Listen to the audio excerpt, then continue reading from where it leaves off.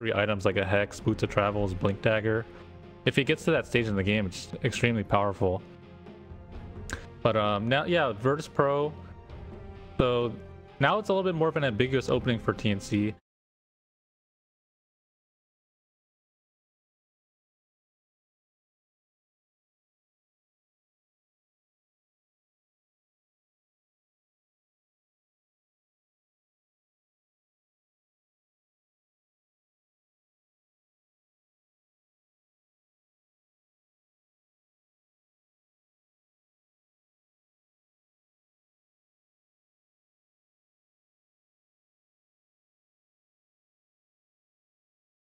This guy, obviously, he transitioned to the 5 support role kind of halfway through the season when they picked up Armel, formerly of Clutch Gamers, amongst other teams in the Southeast Asian region.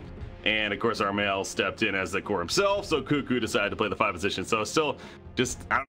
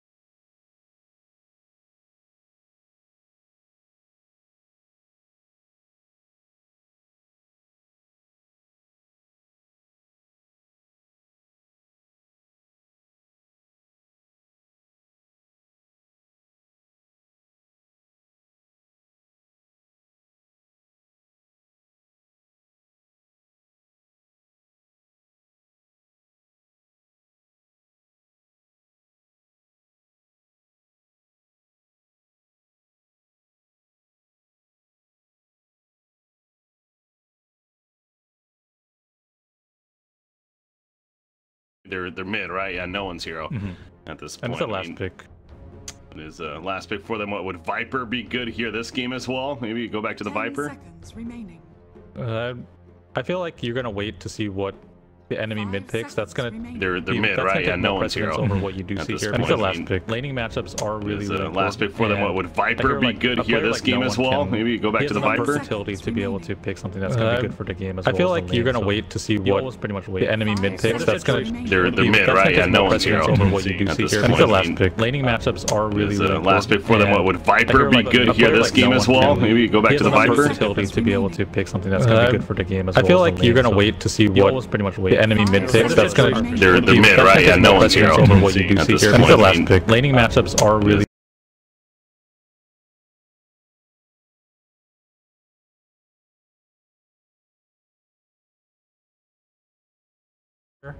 just to deal with the X alone, and that's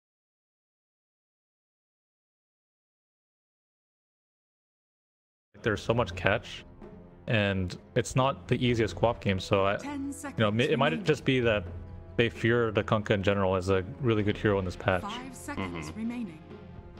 So now TNC has to figure what hero they want, knowing VP has the final pick, of course, in that mid role. Well, actually, whoa, that kind of just hit me. So I guess it's going to be a mid gyrocopter, or will it be an offlane gyrocopter? Well, I guess we're going to get our answer. Oh, are you kidding me? You can die again. Okay, snap pick. Bloodseeker. Whoa. Okay. Now he's pretty good against Slark, right? Yes. So probably It's the a big really good idea. matchup. Yeah, so it is a mid gyrocopter. No one probably, you know, he's like the person who plays gyro mid the most out of any competitive player. He probably knows this matchup. It seems like it's a good matchup. I'm not really familiar with it myself, but you know, this is a good Undying game. I've seen lots of Undying games where, yeah, Lifestealer is pretty good against Tombstone. However, Lifestealer doesn't prefer to just waste his rage or his right-clicking time on the tomb. So once the rage does wear off in the fights, a lot of times he's forced to retreat from tomb, and it's really scary because once it builds up, the slow, it's just very difficult with. But I also like Undying in general in this patch because and you know, you see an abundance of strength heroes again. Beastmaster, Sand King. Put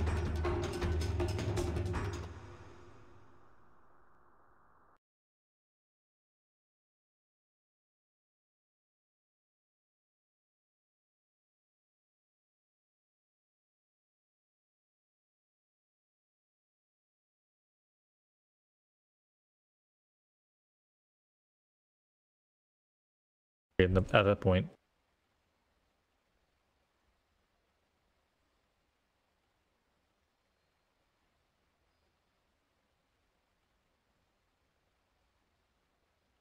Hacks real quickly. Oh, strong pick definitely here. Normally. Yeah, this is going to be a really difficult Slark game. Normally people pick Slark when there are hardly any answers, but in this situation there's tons of disables, tons of silences, and even some of the hardest carries, including Disruptor and Bloodseeker. So it's going to be a long time until this Slark comes online, or he might have to snowball this game, which is certainly possible because if he has Undying babysitting against the Beastmaster and Sand King, it's very likely that he has an extremely fast Shadow Blade, as they can't really touch the hero. Even going out of the laning phase, Roar is not really something that you can land very easily on Slark.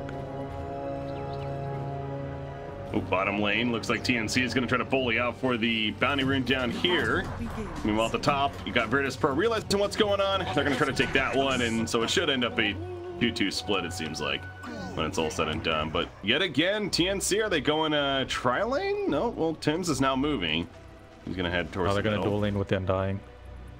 Okay. This is the other viable choice, because we did talk about Jakiro being a pretty good laner into the Beastmaster, and another really good thing about this is that Undying is dual laning into, you know, strength core, so that makes the decay a lot more useful, and also the build as well. We did talk about in game 1 that Stout Shield in the safe lane isn't that optimal, but in the off lane is definitely really worth it. And the fact that they chose to put Sand King here, that's a little bit questionable to me.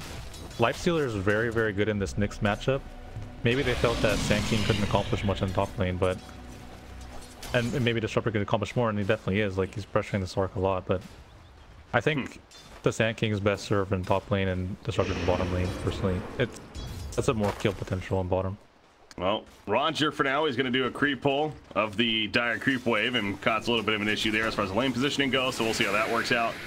Nolan, meanwhile, is going to take the homing missile, and actually a pretty decent creep wave on him, so Bloodseeker going to take some fair amount of damage. No Rocket Barrage used, though, by the Gyrocopter. But how should this play out, you think, in the middle lane? I mean, a Gyro versus a Bloodseeker. Bloodseeker naturally is usually pretty good in a 1v1, right?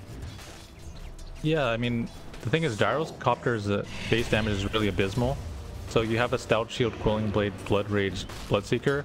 In the early levels, he should be getting harassed quite a bit, where it makes it kind of dodgy for him to run in and melee down creeps. But once he gets a couple of levels, he should be able to CS really easily. And with some thirst buff from the side lanes, he should be able to actually run down Gyro if the rocket's not up.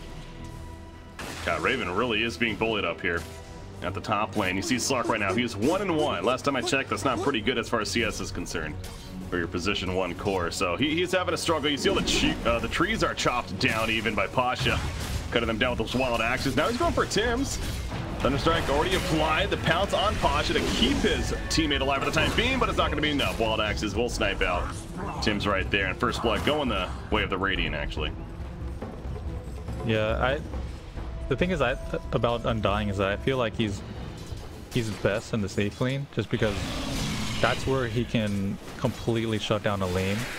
And when he's in the dual off lane, it's really dependent on the matchup, where a Nyx into a lifestealer, Nyx will like pretty much never threaten a lifestealer ever.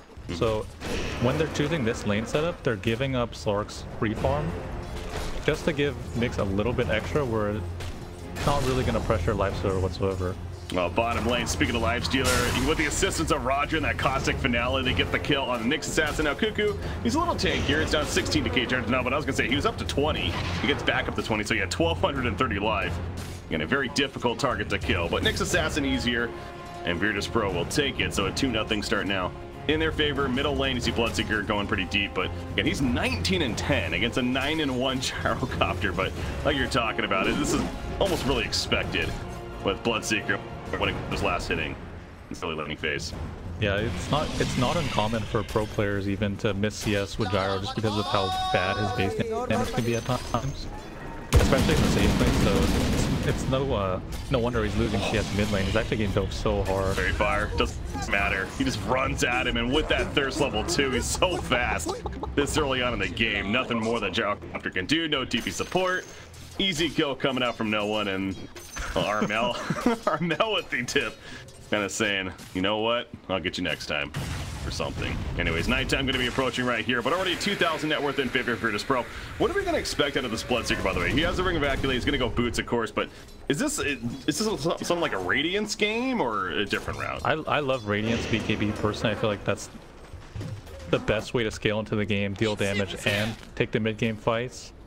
I've seen people go Yules, and I really hate that. I hope he doesn't do it. I'm sure he won't. The Radiance is a much better choice overall, I believe. Tim's top lane, he's dead. Disruptor, TP, pretty good against Raven right there.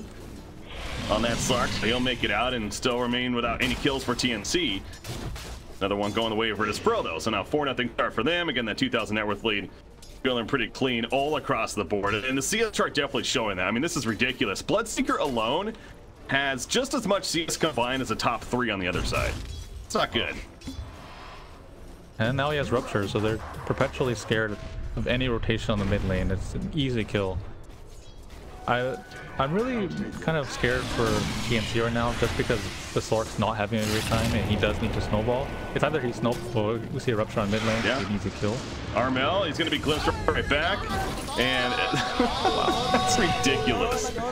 That's synergy right there. He just melts as soon as he gets glimpsed right back. Also dead. Burl strike. There's an easy kill. No one. He's almost 7 on top of this. I mean, this is game 3 of a super major. I definitely don't want to say this is already over by any means, but how do you calm this down if you're TNC? I feel like it's kind of far gone at this point. Like, it's weird to say, but because Undying isn't there at the first minute and a half for the Slark is always going to be behind now. And you cannot be behind in this game. It's either you have a fantastic early game and you snowball a little bit, where your Shadow Blade comes online, you get a couple of nice pickoffs, and then that can propel your game a little like forward, or you literally dodge every fight until the point where you have items to take, like BKB or Lincolns, things like that. Yeah. The thing is, it's countered so hard. This has been interesting. Yeah, well, middle lane, of course, somebody did. He gets another kill, but I've been watching this bottom lane this whole time. Roger eventually falls down here, and the Rams is going to walk it off, but you do see Undying and what he can do and survive. Now he's only got 10 life right now as the decays are wearing off, but Ramsey's also will be fine. But yeah, you saw it pop up. No one gets the kill in the mid lane while that whole pursuit is happening at the bottom lane. Finally, at least a kill for TNC, but losing the mid again still feels pretty bad, man. So they're trying, I guess, focusing at the bottom lane is what they want to do. Maybe get Nyx Assassin level 6 as soon as possible somehow, but this is already a level 8 Bloodseeker. He's actually going to go right into a Blade Mail as his priority item. Well, what do you think of that? Yeah, Blade Mail is pretty much one of the items people think about the most when they see Gyrocopter and trying to counter him. You just being able to run into all his abilities, it makes him second guess his positioning, and a lot of times he just bursts himself down if you can sustain through that burst damage a little bit with the HP pool, so that's gonna be extremely scary. He might also be doing this so that he frees up the Lifestealer to pick up the Radiance. Rupture's ready. I mean, somebody's dead, maybe even a couple. Tim's Blood Riot gonna connect on him. Rupture's put up on a Cuckoo as well. There's the kill on a Tim's. Cuckoo just has to stand his ground. Throws up the case. Solo make it turn. Rock barge to the face. Nice barrel strikes down on 2 though. Sam H running over. The Impale hits eventually, but they've already lost the untamed Armel. At least gets the kill on Disruptor. And now Tim's will port in as well. Roger has the barrel strike in 1 second. Gets it up. Blood right on top of him. No one's keeping his distance though. He's not the fastest right now. He's speeding up though. He's got that level 4 thirst, excuse me. But the zombies making it difficult, so instead he'll run back to the middle lane as they lose the Sand King. So Ramses, he shows up though, and TNC doesn't want to overcommit either. So back and forth fight at least. 2 for 2. I mean, it's trades like that if you're TNC, I guess you're okay with, but still continues to be a 5,000 net worth lead for VP. The problem is that even if Nyx hits level 6, he will almost never threaten the Lifestealer because Lifestealer is able to react, and he has enough HP and tools, including his ultimate, just to get out of these sticky situations, and they don't have enough bursts to bring him down unless he's like half HP or something. We'll just walk in. We see Gyrocopter with a haste and is scared as hell. Getting dove on, especially if that Rupture comes out, but he'll be fine. I just glanced over at Worth chart, the graph, or the chart more so on the left hand side. Yeah, that's, man, Bloodseeker is up there, but then so is Beastmaster, then even Lifestealer, and then you got Nyx Assassin is slowly climbing up. Both Gyrocopter and Slark are just really struggling, and that's already going to be a tower kill. Raven's just sitting in the trees. He's doing the AFK sitting in the tree strat. I don't know what's going to come of that, but not the most efficient play, feels like. TP's to the tower, I guess. So Posture's just going to keep pushing. He already needs a Necronomicon level 1, so why not? What can they do to stop this, right? It's just going to continue.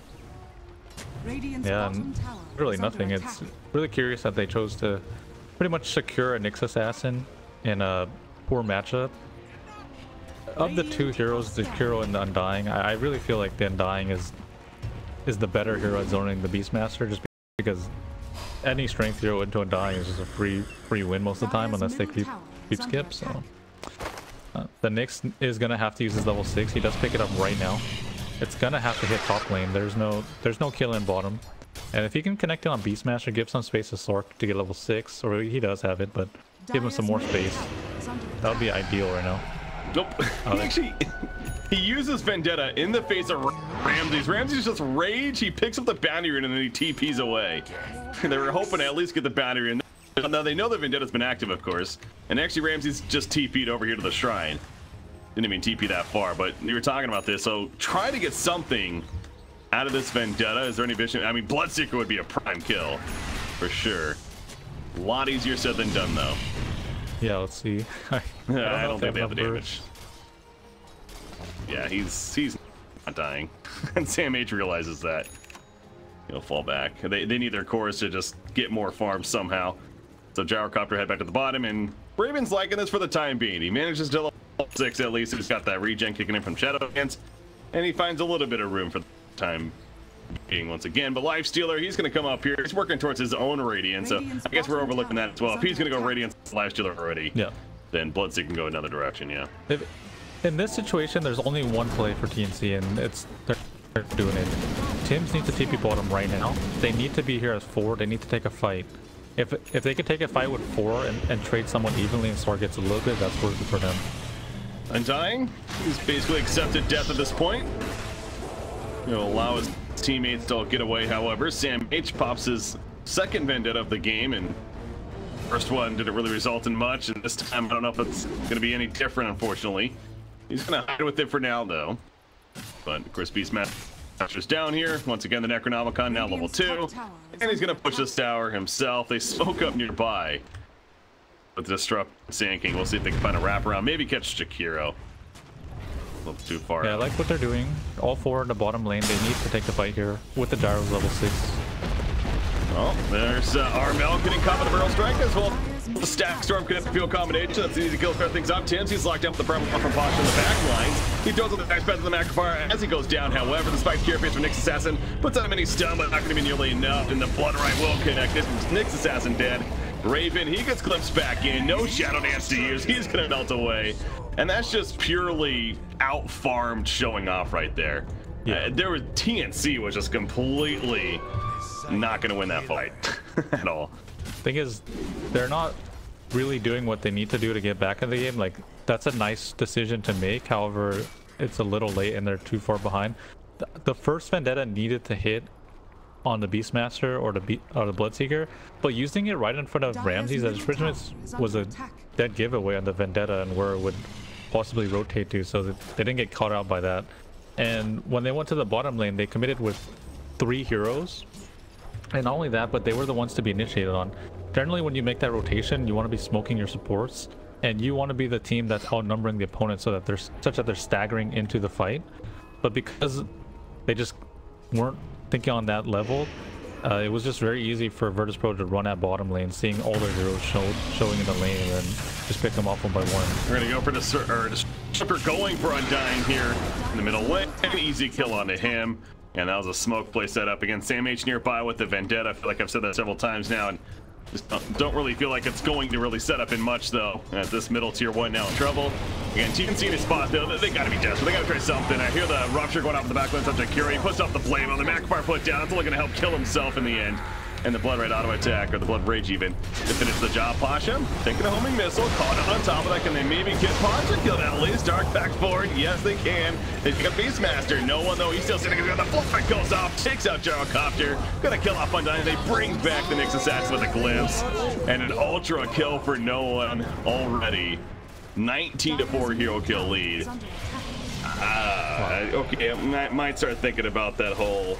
This game's just out of control and unwinnable now. Thing is, their hard carry is completely counterpicked, and a lot of this had to do with the fact that, well, it's TNC's drafting pattern. They got first pick in every single game, yet every single game they gave up a really large piece of information, which was one of their 1 or 2 position core heroes. Generally, when you're first pick, you want to pick up some pretty ambiguous heroes in the first phase, and then in the second phase, you always get to pick after the opponent. So you will see the cores first, and you're able to react to at least win 2 lanes just based on matchups, hopefully. But because they're showing the cores early, they're easily just being counterpicked. Like, you know, no one knows these matchups. They're picking their favorite bread and butter heroes. No one knows the exact counters to them in the lane. They just picks it, and they also get the last pick on top. It's just like, it's so hard to win the draft when you reveal so much early on. Catch the tail end of that at least. Beastmaster ends up going down at the bottom lane. Nyx Assassin. That Vendetta finally does come into play. Opens up, helps set up the kill with Gyrocopter. So a kill progress being made for TNC once again. It ain't over just yet, they're saying at least.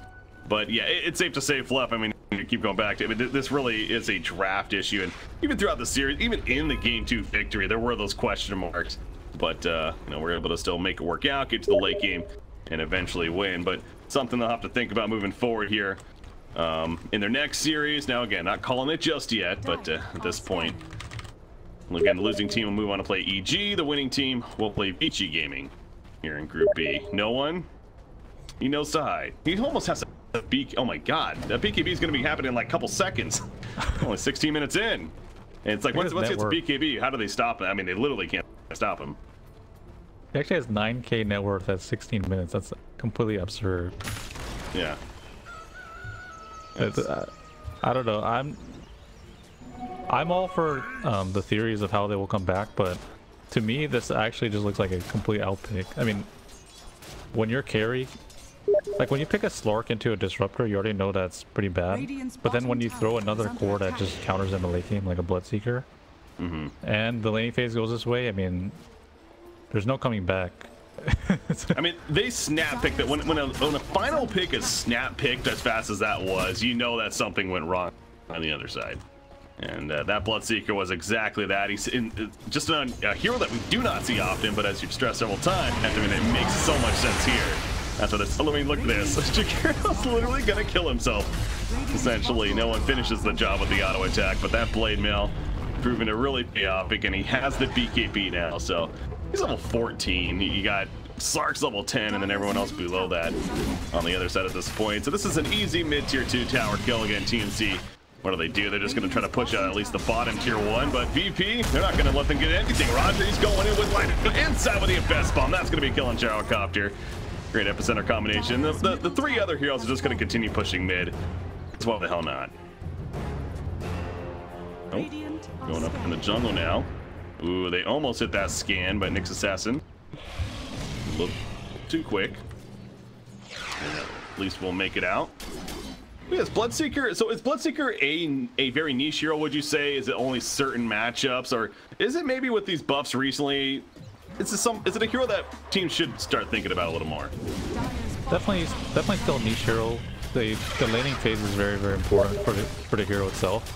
And one issue is that if you do pick it as your safe lane carry, he doesn't provide enough sustained physical DPS at the fights to actually be considered like your true hard carry. And if they do have a bad matchup, they can also fight. Macro fire put down. Tombstone going down as well. So the best chance here for TNC with the prime reward locking in on Dunking. Clips back actually. He's got prime reward. Sam H in the midst of it. He's just gonna melt away. It looked like the fire was killing him, but that was just the whole team of Virtus Pro. The BKB on no one's gonna be wearing off in a second. He will get hit by the ice path, but the duration not the longest will allow him to run it off. No, he doesn't have an Aegis or anything like that, so he does have a wand, however. He'll pop that, falls back. Raven jumping in, goes on a solo burrow strike in response, though. Shadow Dance activated from Slark. So he's going to survive for the time being, but not for long. Rams just has that radiance that helps burn him down. And eventually gets some auto attacks off to finish the actual job. Now they're going to go for the tier 2. Gotta say, I mean, TNC, it felt, I mean, that's probably the best case they're going to get right there, the best chance even. And it still just didn't even matter. Yeah, they had, you know, they were on the defensive under a tower, able to fight with 5 heroes. They have really, really strong team fight on paper. Tombstone, Jakiro, Gyrocopter, there's a lot going for them there. And not being able to take any single kill, it's all because of gold deficit, but you know, I'm not really sure how they expect to fight into that. Sork needs to be able to get to a Shadow Blade.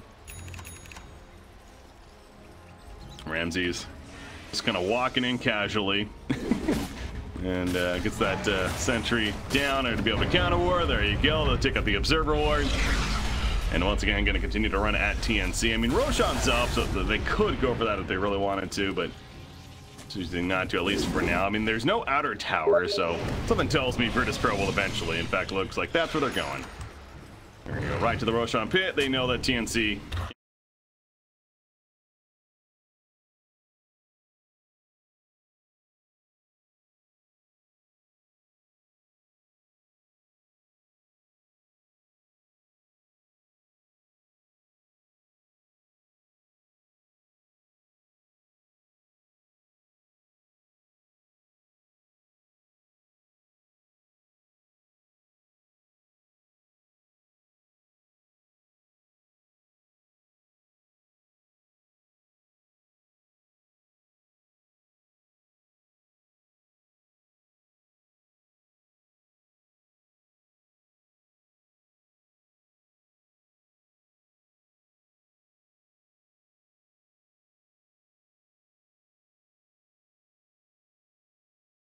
Seeker and Disruptor, they get a kill on Jakiro.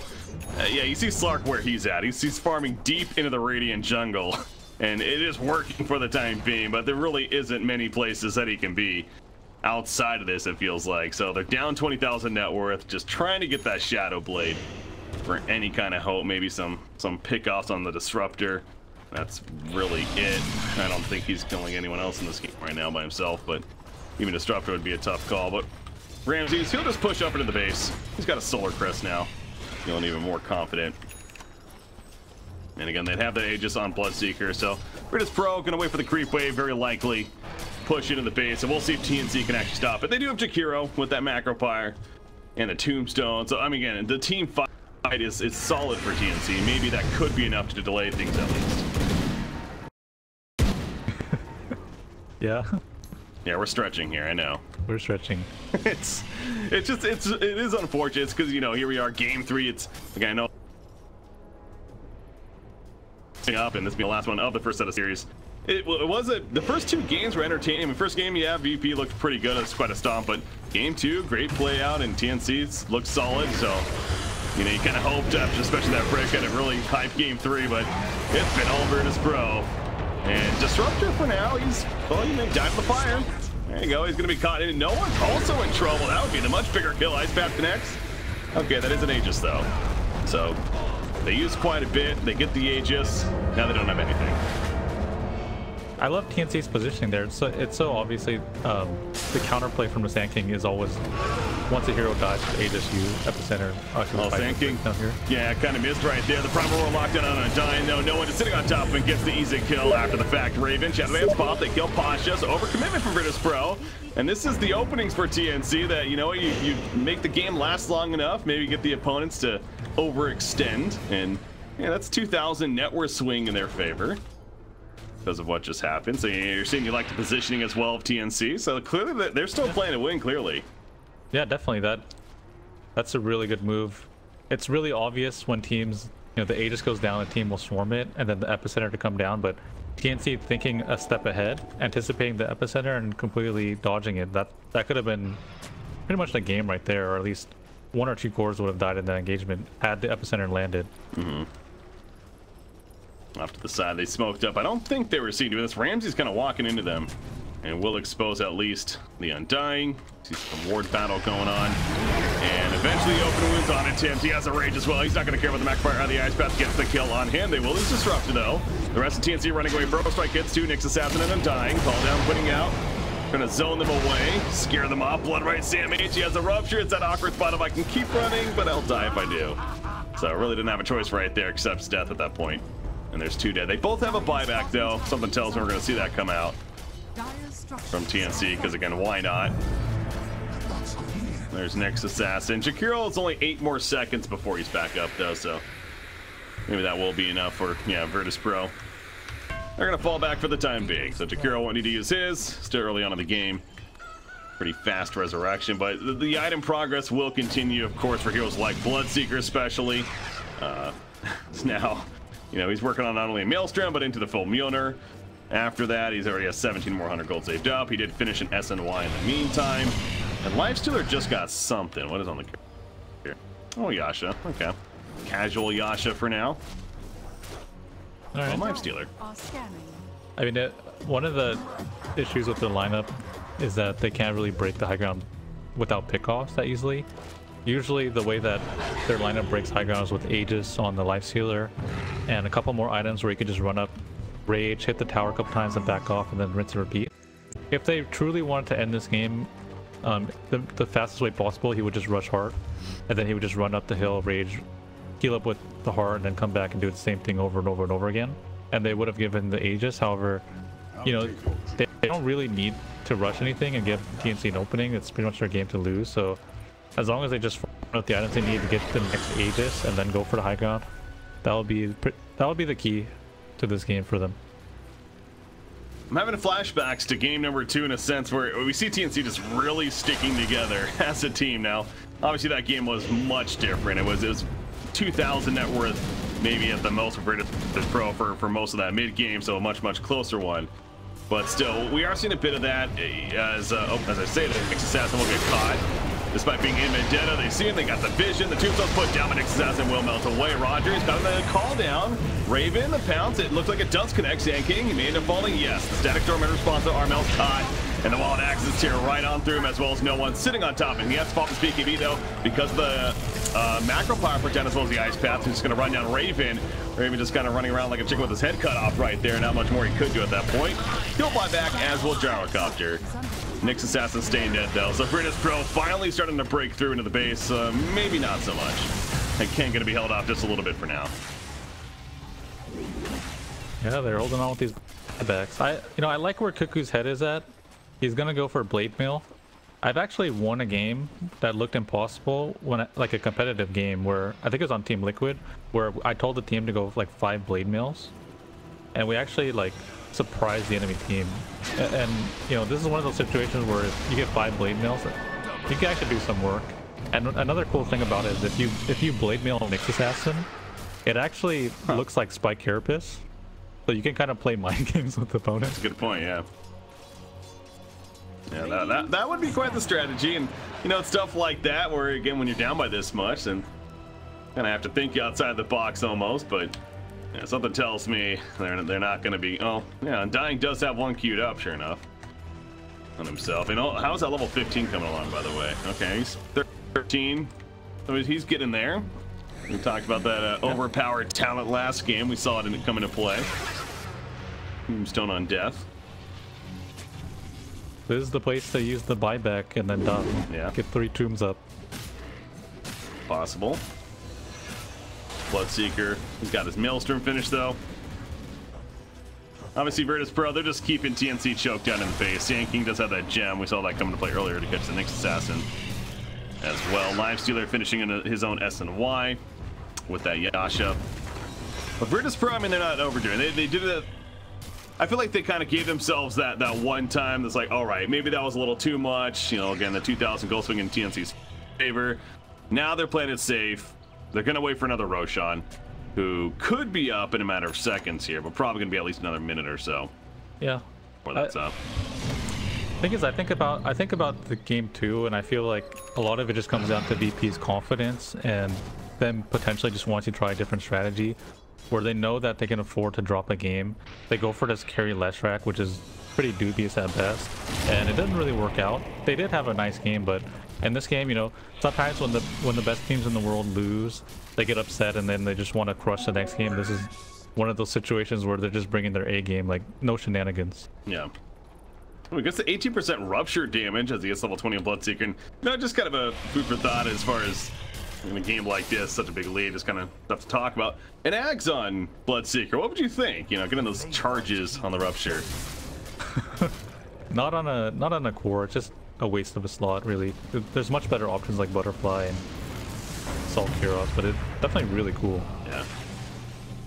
All right, fine. Milner's almost finished at least. Well, Spiked Carapace done initially on top of the Ice Path Magnifier, but again, he pops the BKB and he's just going to run in. They kill the Tombstone. Well, eventually they will. Nice soul rip, but takes a little bit longer. Bloodseeker, he does have an Aegis, he does have to be careful. Lifestealer gets in a bad spot. Static Storage will help him alive. He infests his teammate. He will stay alive in the meantime. Gyrocopter, BKB going to be locked down though. Bravo going right on through. They killed Sark before that. Predator Cuckoo just standing his ground on that Flesh Golem, but that's not going to be nearly enough. Maybe kill Nolan. No, he's getting low actually. Yeah, Bloodseeker will go down. That's a 10 kill streak. Stopper going the way of Undying actually. And Roger, he needs to get the hell out of here. So Virtus probably do once again overcommit slightly. Oh.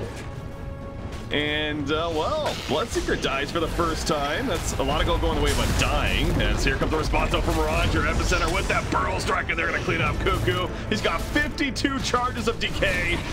It will not be enough, though. Eventually will fall. Tim's Ice Path does catch Lifestealer. Lifestealer doesn't have an armlet or anything like that, so I actually think he is dead as well. Yeah, and he lets 1200 gold go to Takiro. Guys, yeah, there's objectives you might want to think about. They're gonna go Roche. Yeah, but couple of shenanigans here. I mean, like, they don't really need to play like this, but probably just a little overconfident. As soon as they get Roshan, it should be much easier.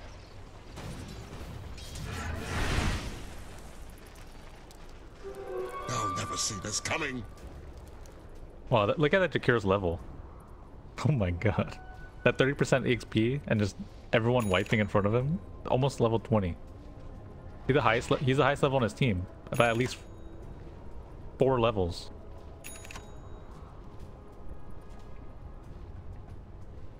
Radiant are scanning.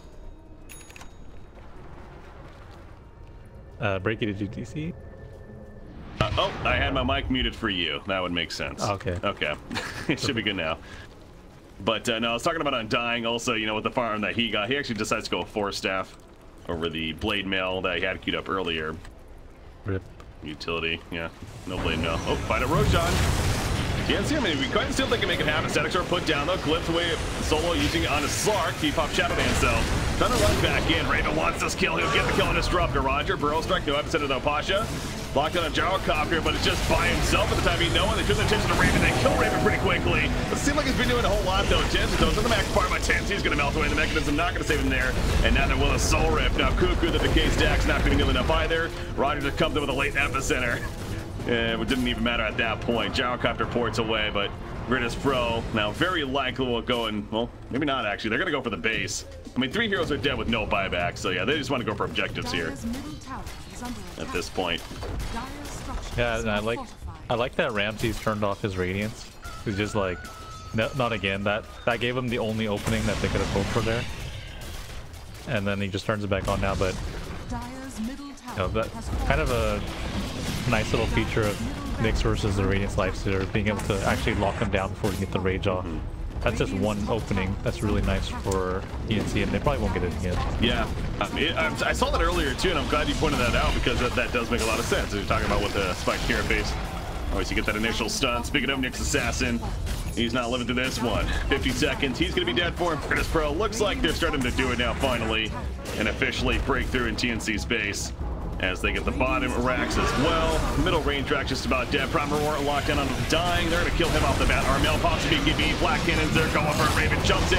On top of no one, the Blade Mail's put out. The Armel's gonna melt away. Raven's in trouble. GG's their call. Virtus Pro will officially do it and take the third and final game. So again, it took them 3 games in the end. TNC quite the battle, but game was really all Virtus Pro.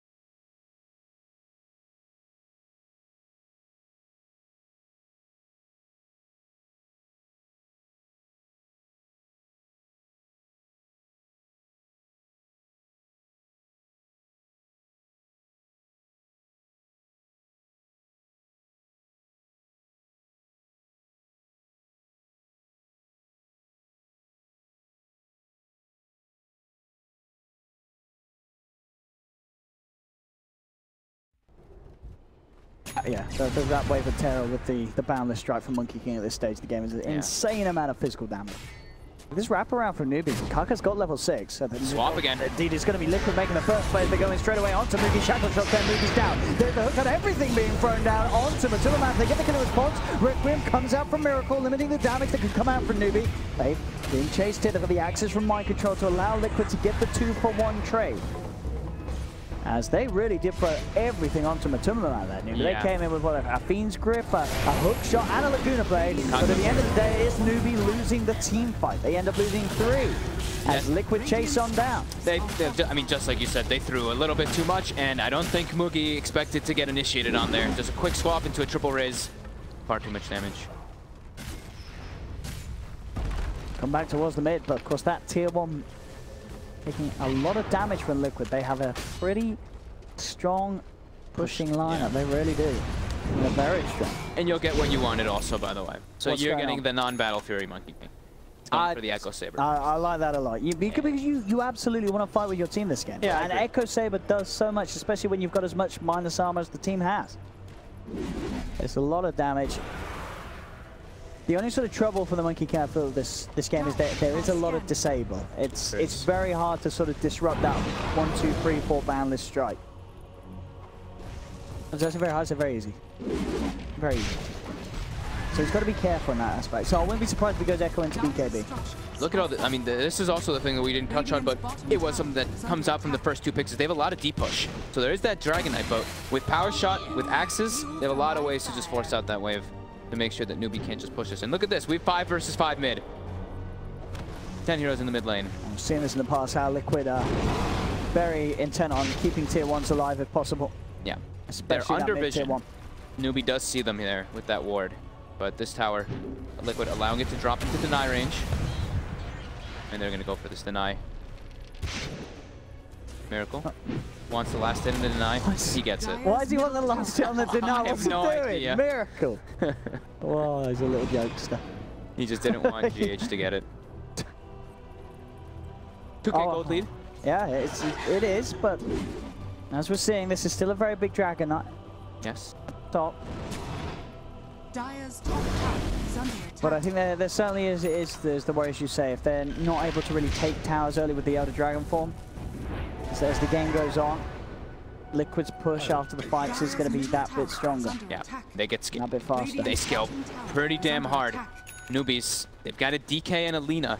I mean, They late want to be game, playing more late ahead. game Lina can be pretty insane, but you're still, you're very squishy. You're very squishy. You're very squishy, especially with Monkey King. If that Monkey King gets on top of your BKB, you're dead. I mean, even like the Dragon Knight in these situations, DK, that known tanky core, versus all this minus armor, you're not really that tanky. Like Medallion, Venge, Shadow Fiend, it's all going to start adding up. Yeah. Mid lane, Liquid in position. Have They're to run both away going for though. wraparounds. Cool. Gumsing himself. Oh, Kaka. Oh, and KP can't get the Doom off. And now, Dire's top they've got to be careful. They have to run out off the back of that. A failed initiation from Newbie, but I say that's going to be cool. Walking in the corner, the bouncer strike down, and the ult sword from the Superman. Wanting to fight back, they're taking Kaka and SCCC on the back though. They've got the control. They'll come forward. Can they keep Miracle alive? They cannot. The Doom is down upon him. It's a 2-for-2 at the moment. And Moogie, Dragon Form, stunning up the Monkey King. The chase onto KP as well, forcing the Doom away. They'll finish him off as GH finds the final touch. Making this one a 3-for-2. Zuma jumps in, boundless strike, power shot, the nuke damage from afar. The axis putting him down as Liquid take the trade 4-for-2. Another team fight that Newbie just unable to sort of kick off, even though it started in a bit of an awkward fashion for Liquid. Kuro walking in, tanking the combo from the Lina, but that didn't mean Matuma was free to come in from the side, lay down the ult, and instantly take 2 members out. Yeah, I mean, they got the Lina, sure, like you said, gets Kuro, but he gets roared. And if you get roared in this game, and the Monkey King, they get the 5 monkeys on top of him, quickly gets brought down. Sure, they isolate Miracle, but definitely a favorable trade for Liquid, and they're looking to just keep moving. This is non-stop. And Kaka again missing these hook shots. He's caught out by the magic missile. The minus armor's down upon him. SCCC's going to fall. They're going to easily take Kaka as well. Liquid. As Newbie is starting to crumble. They're playing, I mean, Liquid's playing at very fast pace. Newbie, they split up to go farm, and they get punished for it very heavily. They didn't have their dragon form. They tried to get some farm on the map, and Liquid does not allow that to happen. Quick movements, quick smokes, putting that pressure. Mid tower. They got it. will also be secured. Pushing Miracle very close to his Shadow Blade. We said all that minus armor. We said all that objective taking. This is where they shine. No chance at all for Nubi to get anywhere close to this. It has just gone too damn fast. This lineup from Liquid hitting all of the timings and more.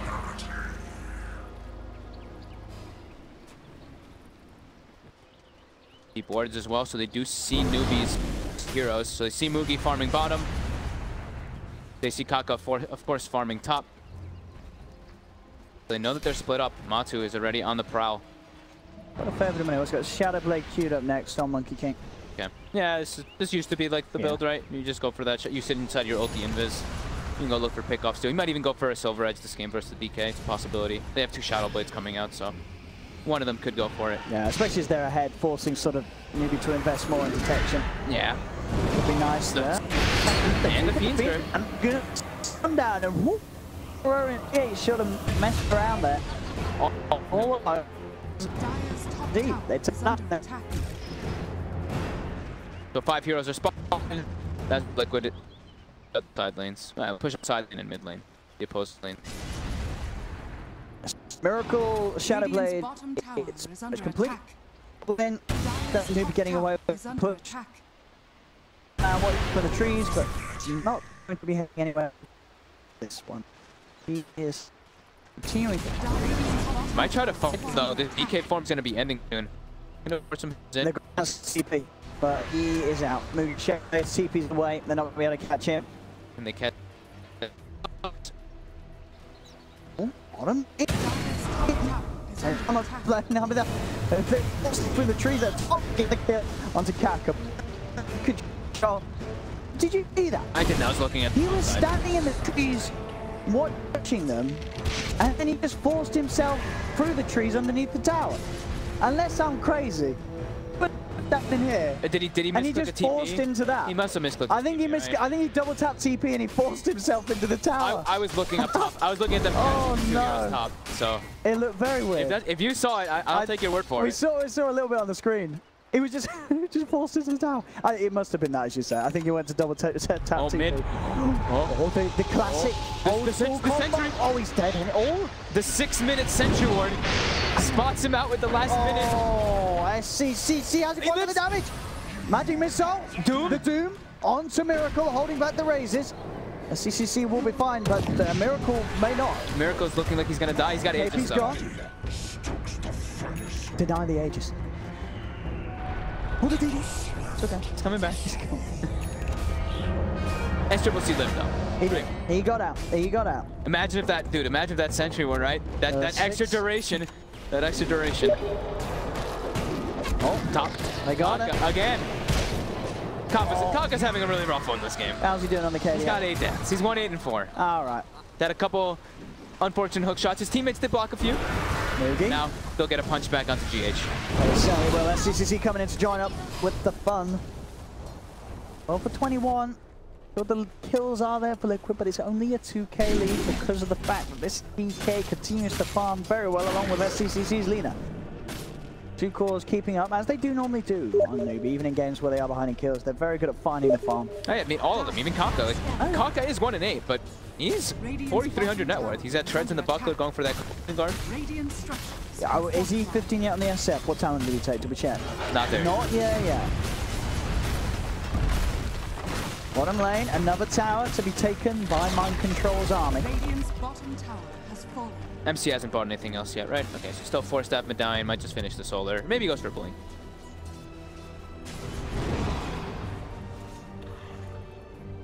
SCCC shows himself for a second there with that Dragon Slave, so they know that he was playing on the left side there.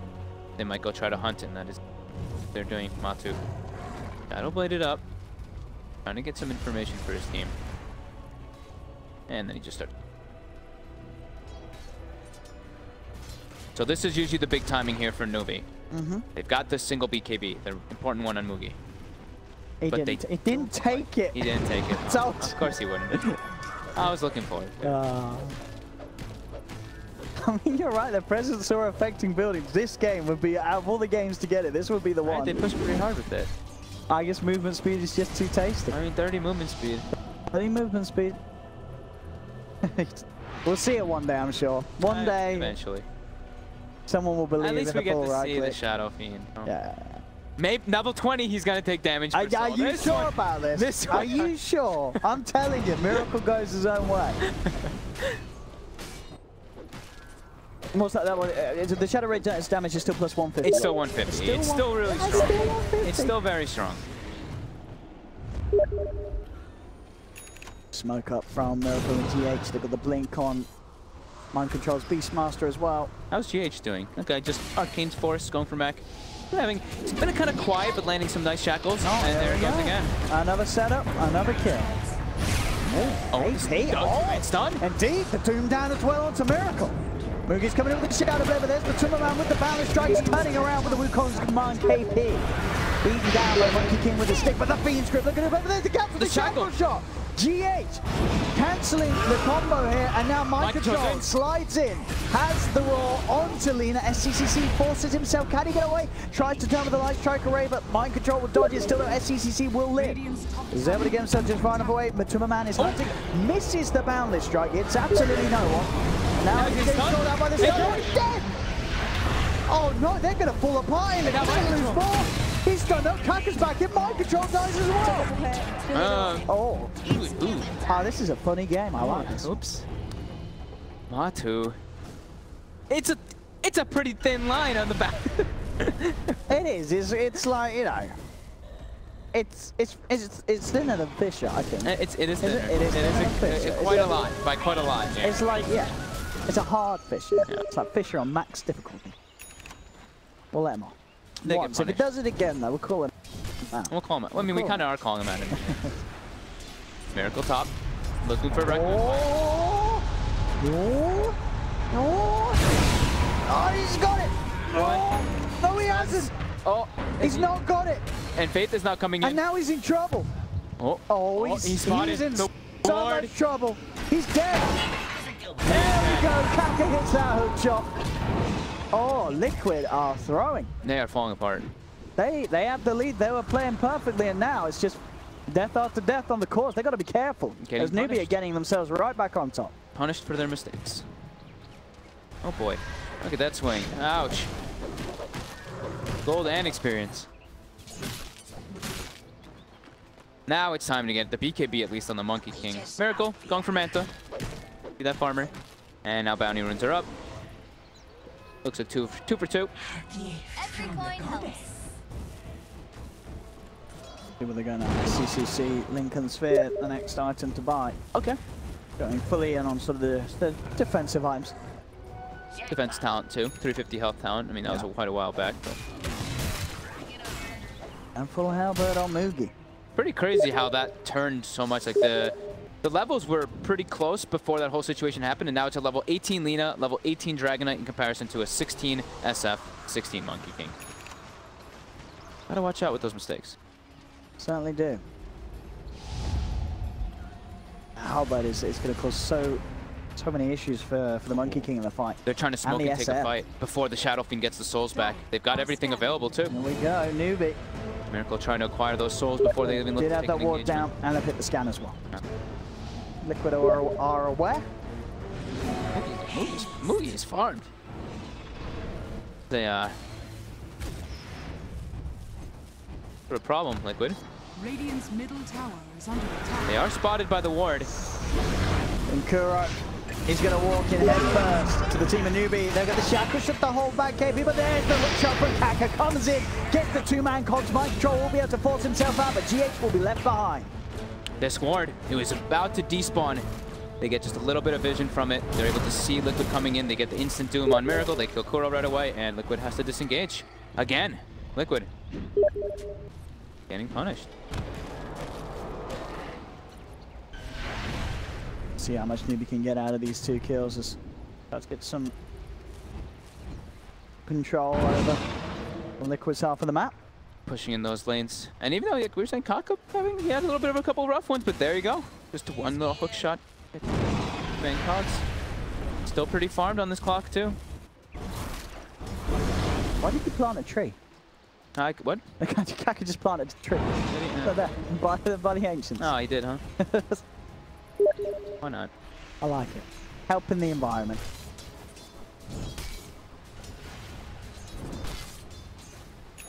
All the next players, as Hamster, as you say, picked up by Miracle. It's a bit hard for them to take these fights. They've got the blink on the Beastmaster, but they're the ones actually being under vision. And I mean, the first series too, we talked about when we were watching Newbie versus Navi. Newbie's vision and faith was on point with his wards, and again, look at this. Look at these sentries in their jungle. They have protected this area so heavily. And it's them getting the jump in the majority of times. KP's getting these beautiful Centaur stomps, getting the Doom on the proper target. So Liquid, if they want to take these fights, they need to get the initiations. Sort of split up at the moment. Mind control pushing in bottom. And have almost a full Crimson Guard. This Clockwork, he's going to tank up quite a lot versus this mostly physical damage from it. But Radiant's bottom tower is under attack. Rock it on! Newbie by the looks of it just trying to find Liquid. they scouted my control bottom. Kaka threw a missile into the tree lines. He doesn't know the beast is still down there. They know that GH is in mid lane with Miracle because of the power shot and Shadow Rays. And they're looking to go. They've got everything. Doom is up again right now. Roche spawns.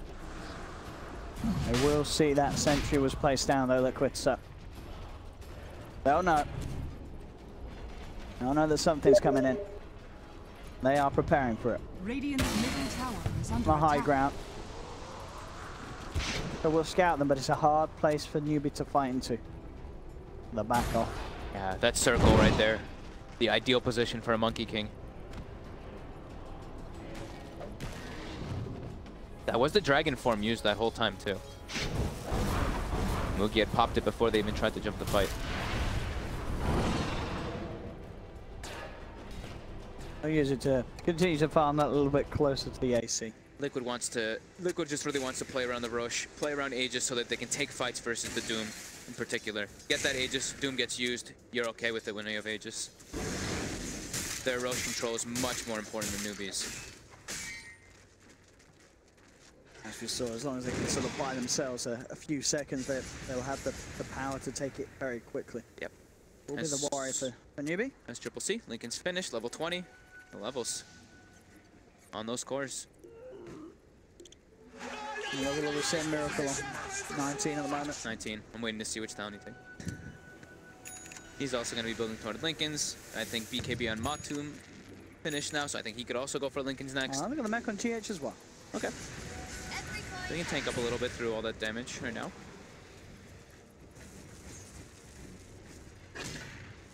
But look at them poised around this Roshan.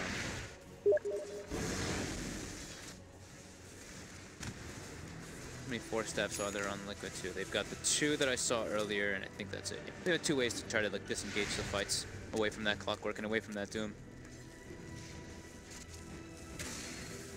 But Newbie seems pretty content with just, they're kind of sitting back and farming a bit too. Being like Liquid come at us. See the Dragon Knight and the Lina both keeping up very nicely at the top of the board. Oh, and look, the Dessa. I like the Monkey King Dessa. You're a big fan. I do. I'm not really a fan of it his first time, but I'll let him off. Getting it third is probably the sensible thing to do. More than likely.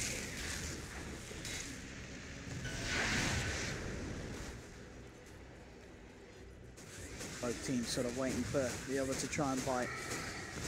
Miracle. Content with farming. Level 20. What's it going to take? Damage per soul! Hey, okay, you were right on that one. I know one of them. You were right on that one. Kaka, hookshot. Not quite on the mark. They do see Matu in the trees with the rocket. Goro. So this is a pretty hard-hitting SF. Yeah. I mean, that talent is worth quite a lot. It's plus 72 damage, so. As long as they can keep him alive. And we said with the itemization, he's certainly looking to do that Manta Lincoln's Shadow Blades, making sure he can weave his way around the fights. Yeah. He is going to hit like a absolute madman. As long as they can just protect him, allow him not to get doomed, or them get the first initial jump. Kaka, hookshot is back up soon. Liquid. They're in. They get the swap. It's only a support Bane, but they'll take it. That's one done. They did get the shackle shot. Kaka forced back a little bit. Courage just heading straight in, looking at it, and down, but bam, takes A light strike array straight to the face, and Kuro will fall in response. That's Liquid now backing away. Look, I've seen that happen quite a lot to Kuro in this game. He goes, I mean, those, Kuro goes in. He's really just trying to make the plays happen.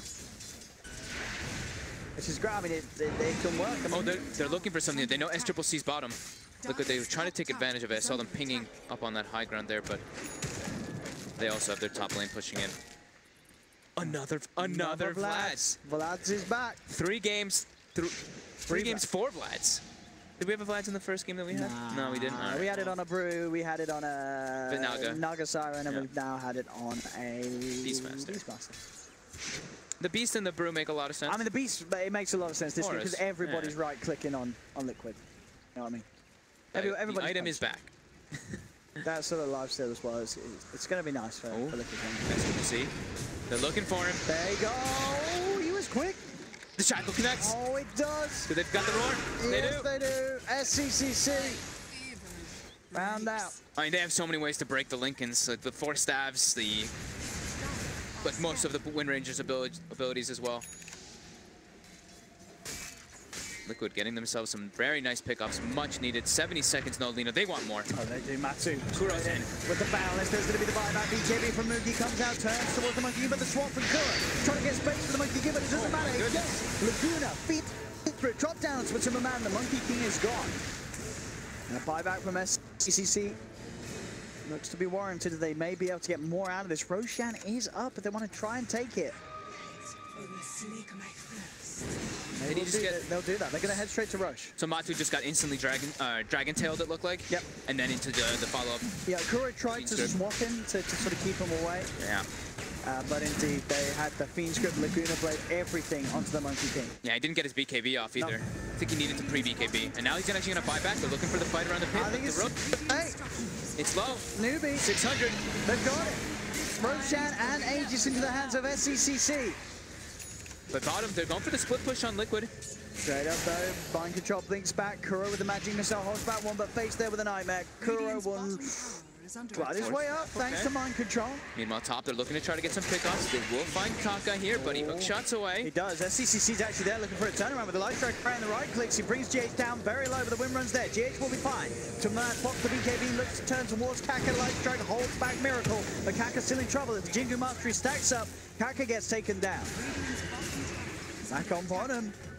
Back in pushing again, Mind Control and Kuroki. SCCC will come across and will be able to push back the siege. Ooh. So much damage coming out on the side of Numi. A clutch buyback by SCCC too, to make sure that they can secure themselves that fight as well as getting that Aegis. And the buyback from Matumbaman, it gets them the clockwork kill. Lincoln's popped. And he is going to have some time here with that. Is he actually going to be able to live? That Nightmare play, is it enough to keep SCCC alive? Finally, they'll get him. They cost Kuro his life. They take the Aegis away from SCCC. Liquid's fine. I mean, Kuro is very happy with this. Kuro does not care if he dies clearly in this game. Oh, Matumbaman's changed his mind. Did he do it? He's got a Chrysalis. I mean, he has got a Daedalus Tutor. He'll even go for the Daedalus or the Bloodthorn. I mean, Daedalus is... Because your Wukongs come on, they don't crit, do they? No. He just wants damage. I guess so. But Deso is damage. Deso helps with the push. I trust him at Timberman. We'll see what he can do with the Chrysalis. I've seen the crit build a couple times. Yeah. I think I saw No-Tail do it a couple times, I think, when he played it. I mean, I guess in terms of just raw damage. Raw damage. I mean, Deso's pretty good for raw damage, but we'll see. We'll see. Maybe, as I say, maybe he does build the Chrysalis into the Bloodthorn so he has a bit of silence himself.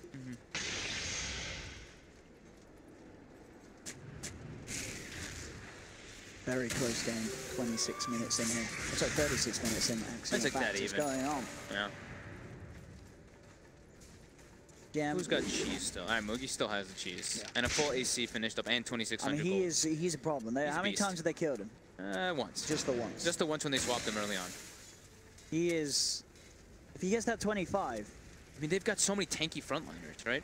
I mean, this is the problem you said that the Liquid would have. They don't really have someone to present on the front themselves. Exactly. They've got like these heroes that can initiate, and they've got ways to start the fight, but you don't have that person to stand in the front because they're 5 squishy guys.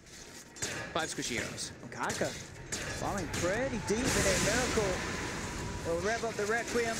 And he ain't getting out of that. Where did it show that he died? That was weird.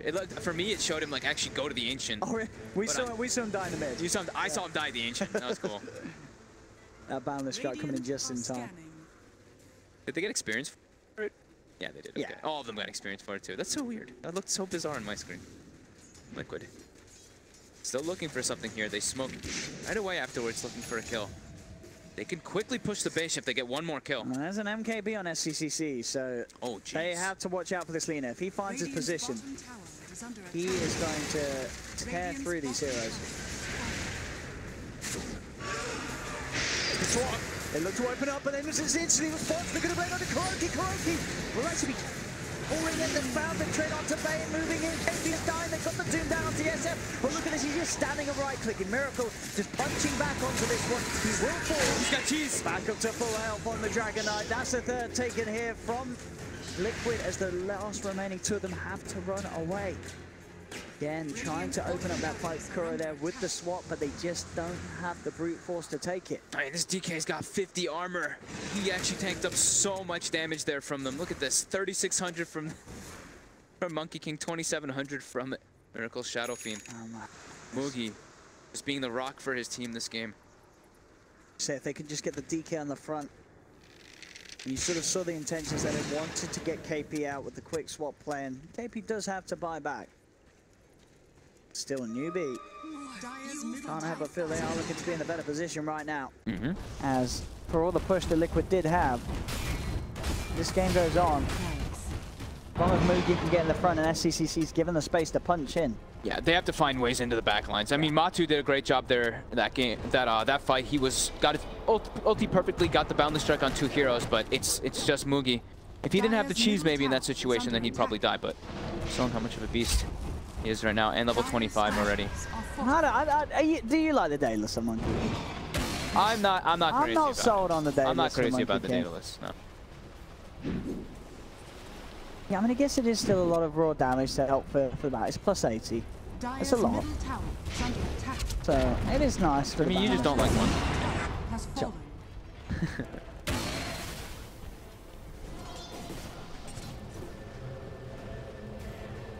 Out. Man just trying to push in these side lanes. So those networks, Mugi and SCCC sitting at the top. Miracle just behind.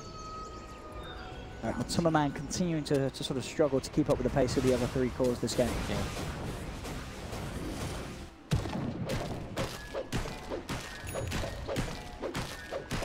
Satanic for Mugi as well. On top of that 25 step. Look at the 4.7k health. Oh my god. 49 armor. I mean, even with the amount of it, they've got the minus upset, but they do not have minus 49 armor, that's for sure. No, definitely not. And he's got a halberd too, so yeah. Like that was the other thing too. Is he's got the evasion though. I thought maybe the Monkey King would build an MKB. Like you said, just raw damage. Seems like it's what Matu wants. Radiant's bottom shrine has fallen. I guess you get the Daedalus into the Divine Rapier. Sure. And Miracle's got his butterfly complete. He's on Scotty, by the way. Okay, that's the Daedalus. Yeah. He needs some sort of stats. Yeah. That's for sure. Against sort of the burst. I mean, we've seen each fight against Laguna, DS, Fiend's Scripted Dead. Sort of way of keeping himself alive. Nothing on that. Yeah, Kaka went for the Blink Dagger build on this one. I've seen this one a lot. Actually, a lot more. Not like the last tournament, but I think like 2 or 3 tournaments ago, I was seeing a lot of Blink Clockworks just to get that positioning, so you can always get your hook shot. Liquid. Scan does come out. They know the rest of them are positioned behind Miracle. Radiant's middle tower is under attack. There they go. Kaka straight in the mid. Kuro does get the swap to keep Miracle safe. That will mean Kuro costs himself his life. He goes down. GH able to win run to the side. Look at the damage there from SCCC's right click with that MKB. GH is gone. Newbie fine too, and Liquid just can't stand and fight. These fights just seem to be impossible at this point. Yeah, for Liquid. They really do. Everyone's like, a newbie can just charge in with these tanky guys. Like Clockwork just jumps in, Doom jumps in, Dragon Knight can just walk in, and then it gives the liberty for Faith and for SCCC to just position themselves in the backline and deal out that damage. Liquid really struggling to find these fight opportunities, and it's just starting to look. Liquid might be able to take. All right, look, Newbie should be able to take this one. Well, certainly looking good indeed. Yeah. And Mugi's having such an impressive start to the day here. And a very clean first series. This one. Yeah, Mugi has looked impressive. Sure, maybe in the past he's not necessarily been the. He's at some lands, we've seen him be a bit shaky, but as of recent, an incredibly solid farmer. Always just he's always at the top. Yeah. And so you look at his items and you're like, man, the items are pretty defensive, but he's still hitting for 400. Yeah. Dire's bottom Another tower taken by Newbie. CCC as well, of course. Maybe he's sort of maxed out. He's getting the Satanic himself. Oh, wow. So he's got that extra bit of tank and survivability. I mean, already we've seen that they've had troubles getting to him. Liquid in the fights. SCCC has been kept perfectly protected. Oh, here we go. Hook shot in. There they go. Micro shot puts the BKB. Does manage to turn and get the control onto KP. They've managed to find Faith as well. And they get more out of this. They want Mugi. They've got a sentry. They do. They've got the vision. Mugi's pretty tanky. Does have the BKB. The Crimson Guard comes out from Kaka as he continues to run. Will actually turn. Pop the out of Dragon Ball. It's Lindeborg's Miracle. He's fighting back at the Light Strike. It's beautiful. He gets it off. GH is gone. Look at the damage in the right clicks from this lead up pummeling into Matuma Man. SCCC cleans it up. Does fall. Miracle jumps back in. He gets the kill. No way. Is he going to get out of this? Look at this. The Clockwork's hunting. Oh, the cog damage. Oh, Kaka. Oh my god. What a clown again, but a beautiful one as well. Mugi, of course, lives throughout it all. Dude, he just turns and fights, throw the halberd out, pop the Satanic, the three-man Light Strike array by SCCC. Beautiful. A C for each hero a hit. Beautiful. And KB nearly done for Mugi as well. And we're looking, and I'm seeing this like, not full duration Monkey King ulti, but that was a pretty long duration of them standing in it. They did not really seem to care too much.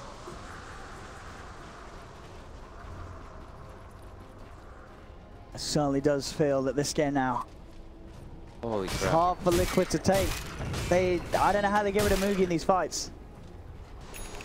Oh, Miracle's items just... Miracle did take the Presence Aura, by the way. Oh, he did? Yay! Hey! So but he didn't take it He didn't take the building affection, but now it is minus 11 AoE armor. GH. Ooh. Mugi. Live by the sword, die by the dragon. So what's he going in terms of items on Miracle after you got the Lincolns? I look at his inventory just looks a little awkward, right? It's not just, is it just me? Well, you don't like that. Now he's got Silver Age. Okay. I think the sort of the awkward thing there feels like the Manta. Right, the Manta just feels. And maybe it's the Manta and drums looks just. But I mean, Manta is always very tempting. I guess of the Doom, you know. Yeah, no, it makes sense. It does make sense. He doesn't want to go BKB either because it's just versus Fiend Script and Doom. Yeah. So it does make sense. It just feels a little weird. And then like the Daedalus on Matama, like, you know, it looks a little. Maybe in a game like this, you sort of ask would something like a Hurricane pipe be better because you're playing against a Clockwork. I mean, who knows? I mean, it's me. Yeah. He knows what he's doing. He likes his little bit of different kind of approaches. SCCC Satanic complete. This is a Lina with 2.6k health. It's a pretty beefy Lina. And this is Aegis Cheese Refresher. They've got it. And they got it. Liquids. They're not heading over here. Uh-oh. Who takes the Refresher shard? Who's going to get it? KP is more than likely to get it. Yeah, the double doom. There we go. I mean, with this Aegis and Cheese, they can certainly just push. Aegis, Cheese, Satanics.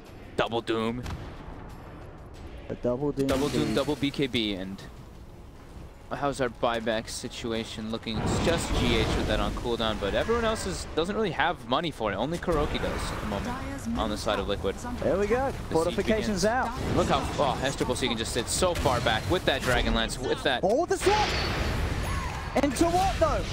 Mugi literally does not care at all. Pops the BKB, pushes on, Kuro is dead. Shackle. And they get in, Miracle's trying to head forward, he does get the break in, there's the fight on the mind control, stunned immediately into the doom. SCCC there with a quick reaction with that life strike away. That's going to be the mind control is dead. Until the man gets off the Wukong's command. It's doing a lot of damage here, but the grip indeed. Faith holds him in place, taking the damage of the Wukong's to make sure that he can back off. SCCC still alive for now, but indeed Mugi will fall. They get the Dragon Knight. That big impossible kill. They'll find KP as well. Liquid having to fight back. In the bottom lane, the creeps are doing. They're knocking onto the barracks. Faith's got to get himself down, but it's buyback. There's 3 people dead on Newbie. They don't have buyback. If Liquid just run down mid, they could win the game. The game is over if they go down mid. We'll see if Liquid are aware that these buybacks are not there. Oh my god, GH gets the perfect shackle on the dying hero. I believe it was Faith who was dying, and the back shackle catches Mugi. I mean, if Liquid win it off the back of this, Newbie are going to be kicking themselves very hard. Holy crap, this game is Miracle is in, Faith. At the Ghost Scepter, SCCC turns with the stun link because it's been procced. SCCC's got to be with the swap. Gets SCCC in the middle of it all, the swap. He's got Aegis. You can get more out of this one. They're trying to set up on top of him for round 2, and they found him. SCCC is gone. The boundless strike out onto Kaka. Kaka has to back away. SCCC buys back immediately. But the bottom racks are gone. Liquid moving towards mid, taking a tier 3 tower. Can they get more? Kaka leads in, leads out. A hook shot into a blink away. Fortification popped by Newbie. There's Liquid. Still no DK for 25. They're still pushing in. They know. They've realized there's no buyback from this DK. As they'll take a second set of break. They can't take the top set. Still in tier 2, but Liquid, they want kills. They go forward. The magic missile is going to be duped off by the Your Scepter from SCCC. The 9 mount Kuro. Kaka comes in with the cogs to split the team apart. Shackle shot again for GH. Catches 2. That Shackle and the Wukong's command is going to do a lot of damage. Faith will be able to keep himself alive with the Ghost Scepter. Kuro swaps himself in because he wants to die. The rest of Liquid will get out. They just, I mean, I'm just going to pull up the, I'm just going to show that, actually we'll wait for the graph to fully upgrade before we show it. Okay. Because it's going to update in a second. And this swing was pretty outrageous. Not having buyback on the Dragon Knight. Sells his Shadow Blade now to make sure. How did that pull apart so quickly from Newbie? Like, I didn't see who are you blaming on Newbie there for that whole swing of momentum? Who messed up? I mean, they just got positioned on high ground, and Mind Control had buyback. He blinks in, he gets caught by the stun initially, right? Buys back, and then they just get chased down. They got caught by a couple stuns, and it wasn't the DK in the front lines for the most part. Sure, he got silver edged, but oh man, Liquid somehow managing to pull it out of the bag there. This is crazy. At a point where it really did look like the game may very well have come to an end in favor of Newbie, but Liquid hold on. All right, now we can show the graph. Now we can show I think the graph is fully updated, so you guys take a look. Oh my goodness. No. Look at that. The experience isn't drastic or anything, but that one is Oh, yeah, that's a oh, SCCC. Then GH. Oh. Hey, on disc. Hey. Lost the Laguna, and Windrun is not enough. He's getting us some nice shots. Yep. And now he's dead for a bit. So that was, yeah, he's dead for 80 seconds. Money's there for SCCC to pick up the BKB if he wants to do so. And as we saw, what Miracle does have an MKB himself. Yeah, I'm going for the Satanic and has a DD room bottom as well that he can set up for. Dude, he's had like 4 or 5 DDs this game. He really has. He's getting all the DD rings. Back to pretty much bang even on the net worth. What do we got from Matumba Man now too? Matumba's He's got the monkey team now as he's well. now he's hitting pretty hard. Oh, yeah, absolutely. There's no doubt about that. Level 25 too, so he's got that extra ring. So he should be able to clip the Lina in the back lines. I mean, we've seen if GH hits a shackle shot and the Wukong gets laid down, if a support's caught on that shackle shot, they will die. Yeah. During that stun. I mean, it's so much minus armor. We really do all of it. It's like 11 from the presence. It's another 7 from Vatara, another 10 from Solar Crest. All this really starts that up. How much they're dish out. Is that a Chrysalis on Miracle? It is a Chrysalis. He's gone all in. He is. Oh my! Look at the damage getting next to Venge. And that's Kuroki, who's not. I mean, okay, Kuro did get the level 20. All right, so he's got that Vengeance aura damage too. Yeah, having to deal with these creeps pushing in down because Mind Control's constantly keeping the wave pressured in. He's got a lot of money as well, Mind Control. I think I've seen him down in this Mind Control in the same spot like 6 times this game already. He loves to live in this lane. Like living in the trees. 52 minutes coming up. This is one of the longer games that we've seen so far in quite some time. We've had a lot of quick games as of recent lands. Yeah, now it's this is a close one. When it gets to this point, it's a lot about rune control too. These DD runes can really become quite a factor. And even the bounties start surging you forward in that net worth. I mean, we'll be seeing majority of heroes getting very close to that level 25 soon. Miracle's got the money. First aid list. We'll see if he does want to hold on to buybacks. As that buyback goal can be ever so important at this stage. The speed that both teams can push at. Bring out the Daedalus recipe already. Okay. And he's soda shreds, so he's got that extra bit of money. And he's pretty much done. He's got those 6 big irons. Not really all about much damage. More places to go in terms of his build. He's maxed out now. Yeah. CCC as well. Going for the assault crest. He's got very little armor. Wait, I know the DK has one. I was gonna say DK has one, but look at SCCC's armor. It's at 12. He gets put negative instant. If he's even near the SF in surely this he gets Shiva's guard instead of AC. You don't need two ACs on a team. Come on. You don't want 2 ACs on a team, do you? Tamugi to sell it eventually, but I think he just selling AC. I think he really just wants to have his own armor item. We get Shiva's then. This gives AC gives more. I guess. How much more is it? It's a good amount more. Okay, I'll believe it. Like if he even goes near the SF, he's put at 0, right? In this situation right now when he's sitting at 12. So Radiant's top shrine has fallen. Yeah, gives him 10, and then he gets the aura. So it's actually the same even if he went. It is the same, isn't it? I thought, yeah. But if he's not near the aura, then he gets the extra 5. Right? What are you on about? Oh no, no, it's the same. Shiva's is 15, and AC just splits up the armor. What, 10 to yourself and 5 to the aura? Well, he wants attack speed. There. Okay. There you go. I mean, I don't know. He needs. Have you seen how much attack speed he's got? He don't want attack speed. He's already got it. Why else would he want it then? I don't know. I mean, he's absolutely got it. He's definitely going. He's definitely going second AC. They want to. I mean, I guess he stands quite far back, so he feels like he's not going to be in the aura at the first AC, which is, I guess, that's. I know it's always weird to see 2 ACs. Sure. Maybe they just feel awkward. Maybe they feel awkward in the item decisions, right? Maybe he didn't look at Mugi's eyes. I don't know. I don't think that's the case. Oh, I hear the level 25 clockwork. The swamp, though. Speaking of the level 25 clockwork, there we go. He's dead. 1,700 crits by Miracle with this DD again. He's dead for 2. How has he got a DD again? It's past 40 minutes. They spawn a lot. Okay, we'll let him off. We won't investigate. We won't investigate. Bug abuse of that. He's still got buyback this clockwork. This is 5 versus 4 for 90 seconds. They've got the momentum from all 3 lanes pushing in now too. It certainly has felt like again when Nubi they had such a lead and they have just crumbled now.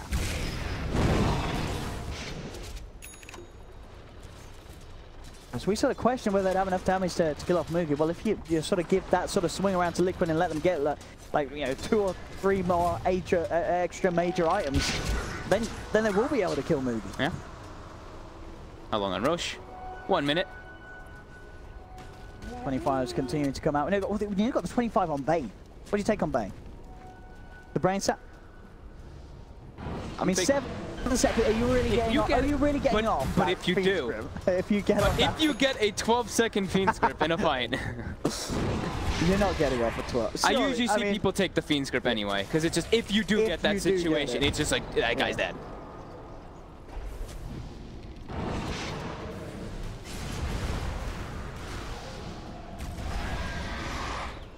Let's see. Outside of the base, Liquid just cleaning up all 3 lanes. Mind control. The Roland dough. 5.8k gold. Bloodthorn queued up. How's CCC doing on his second AC? Got the money, but he's not spending it. I think he's realized now. Dude, he bought the recipe already. Yeah, now he's realized. He bought the recipe. He's like, oh, you go on, Moog. I mean, as I said, the aura of the AC isn't actually that large, is it? It's not that much of a radius. And you are standing pretty far. Look, there you go. Yeah. So it's not that large. Yeah, SCCC is maybe standing outside of the range. So he wants to sort of just increase the area of coverage of the AC. There you go. He's gonna go off to buy it now. Doesn't have room for it though. He doesn't. Doesn't get rid of the Yules. Roshan easily taken by Liquid in a matter of seconds with the damage they have. Double Monkey King ulti. They're gonna give it to Mind Control, right? What the refresher. Oh, I think they have to. Right now they're keeping it on Mod 2 though. But the old Kaka, they got him. Oh, Kaka, he's gone. Radiant's middle tower is under attack. But the ulti doesn't stack, right? It resets. It resets it, doesn't it? So as you say, I mean, of course, obviously the double BKB. It's nice. Yeah, it's there's other reasons that are gonna be nice. And Satanic now complete on Miracle as well. So he got rid of the drums. No, Lincolns. Lincolns. He got rid of his Lincolns. Okay. Alright. They're protecting. Oh, see? Gets hit by... Yeah, just get forced down. Jesus. Drops down to 700 HP in a matter of seconds. He'll be having to fight 4 versus 5 for this one. Here we go. They're going to try and lead. And KP straight away with the BKB. Just get the Doom out onto Kuro. Over to Milan there with a fresh shot. There's another Valor Strike. He's got another Wukong's command ready to go. Maybe retreat out of the radius of it. But the Euroscepter to hold back GH. GH is caught out, stunned, taken down. GH will fall. And now Liquid have to back away. See if they can get more out of this newbie as they continue to chase. They get the Infernal Blade down on some Mind Control. Puts the BKB. Miracle's coming back in. Oh, SCCG, he's dying. The few rushes from Miracle, it just absolutely destroys it. There's a buyback for SCCG. Look at the grip. With the Boundary Strike, he'll cancel the halberd down on the Monkey King. The BKB is not going to remove that disarm. Now he's able to punch again. But on the side, it's going to be Miracle cleaning up. Triple kill for the SF. Mass buybacks coming out from newbie Kaka. Coming out, Zoe coming out a little too far. SCCC just find a light strike. So the one of them is onto Miracle. And he get himself onto the high ground. He has indeed as he heals him off the creep. The Nightmare sets up for another light strike with Kuro. He's there with a swap save. Laguna out to Kuro, but Miracle's ready to come back in. Looking towards Moogie. Keeping himself alive with that Satanic here himself with the BKB. Fights on. Miracle finds the Requiem. Turning towards this guy. The Doom more to the side. There's the hook shot in from the Kaka. Can he keep the team alive? Bane is forward. And to find out from Moogie, but SCCG's gone. Does not have buyback. As Mugu, can he do anything here? He's got the disarm onto the SF. Does he have the damage to bring down Miracle? He must do so. Miracle out there. Get an end to this, man. This game was...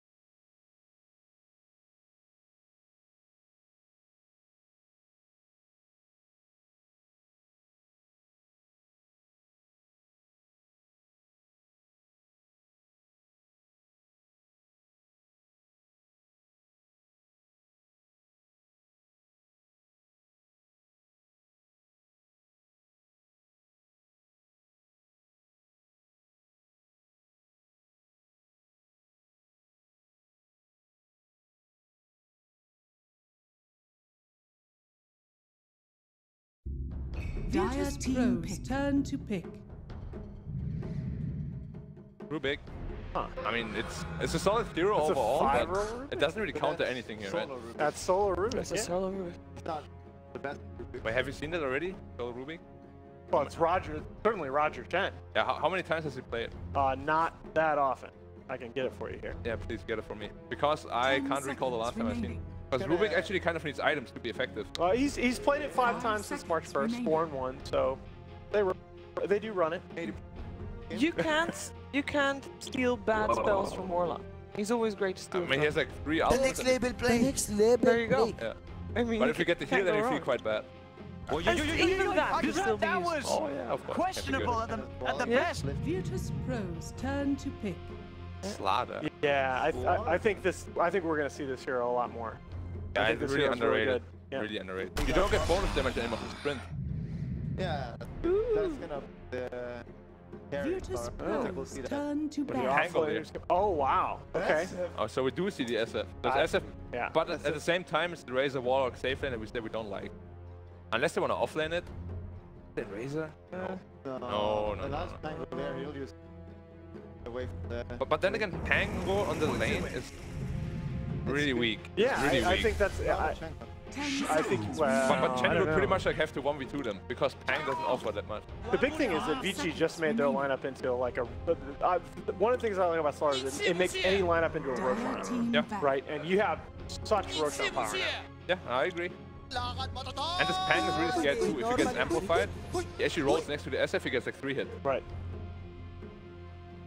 I'm not the biggest fan of the Pangolier pick here. Because you have Chen, you want to pressure the offlane, and then you pick Pangolier, who kind of just wants to survive the offlane. Yeah. Like, I'd rather like the Beastmaster or something like that. Team pick. Oh, Beast is banned already. He had a good profit pick there in this part. Yeah. He needed a good profit. I mean, a very good profit there. Yeah. I mean, you probably could. Yourself some more credit. You're good. So, Yeah. this Slaughter against Pangolier, he's gonna roll in and that's like 10 seconds. I think it's the street and like. 5 seconds. What last week remaining. are we expecting Bulldog? yeah, I'll tell you right now. Before you see it. First, no. They need. I think they need more, like, stun. They only have like one real stun. I don't like that. Is this a 4 or 3 Slaughter? Could be a 3. Most likely. Most likely 4, yeah. But it Alright, could. yeah. Lanham plays it here a lot. He does. Yeah. He does. And then offlane 11, like something like.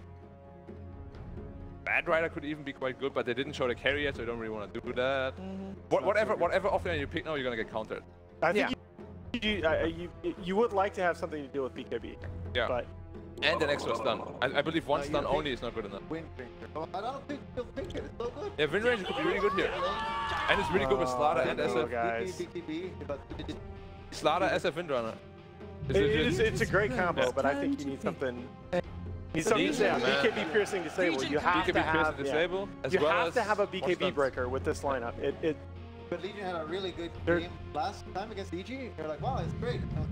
Because if they come out, yeah, Morphling here. Morphling. That's the last time they picked Tango. They ran it with a Morphling, and Morphling's a hero that if you don't have any kind of BKB breaker, you can just end the game. Well, Black, you don't seem convinced with Morphling. I mean, it's gonna be hard lane against LC. I think they will have to commit the Chen in the safe lane now. I think they rotate their Shen well enough that he can decide multiple lanes, and I think Morph was just the right pick for him. The VP drafting. Oh, it's a really good hero for him. I'm just a bit scared for the early level. Because that's when LC can reach pressure the most. Sure. I just think that VP's. I think Vici has given themselves a chance in the draft. I don't think they're going to be down like 6K at 15 minutes. Give him a But condition. I think when VP hits that 10 mid-game window, seconds remaining. offline. For me, I'm just really scared for the Razor Warlock dual Yeah. lane. They're gonna get pressured off the lane, like no problem. What do you think is going to happen, Bulldog? Unlike VG's, get more super early. And Okay. They just That's pay to win, baby! That's pay to win, baby! A lot of pressure on him. A lot of pressure on him. All right. I think VP's gonna win. Well, at least I just say VG gave themselves a good chance here. A winning condition. You will. Let's find out what's going to happen. It's the first game of best of 3, and let's head over to a commentary team of Gods and Captain. Normally.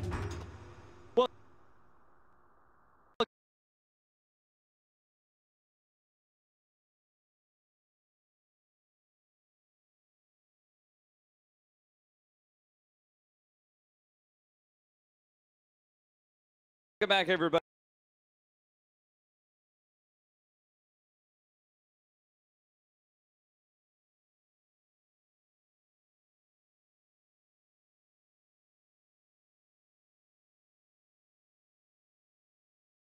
be pretty fun. Here, because Virtus Pro is certainly, they feel like the in-game boss of Dota 2. They do, yeah. If you want to win a big tournament, it feels like you're going to have to go through VP at some point. Or somehow get incredibly lucky that someone else knocks them out for you, which can't really count on that all too often. But right now, yeah, VP definitely another ESL major win here. 30 seconds to battle. The favorite. So we're going to be running a Warlock Legion Commander aggro dual lane. Then they could put the melee support hero with the ranged Razor in the top lane. So that'll be what our Pasha Pango has to deal with. You asked me if I thought Pasha was good at Pango, and I think he's okay at Pango, but I think more importantly, it's it really fits how Virtus Pro want to be able to play. It's a good team fighting hero that gives you one of the most important things I think for VP is wave clear. They've got both Pango as well as Death Prophet and Chen to be able to give you all of that. Telekinesis back.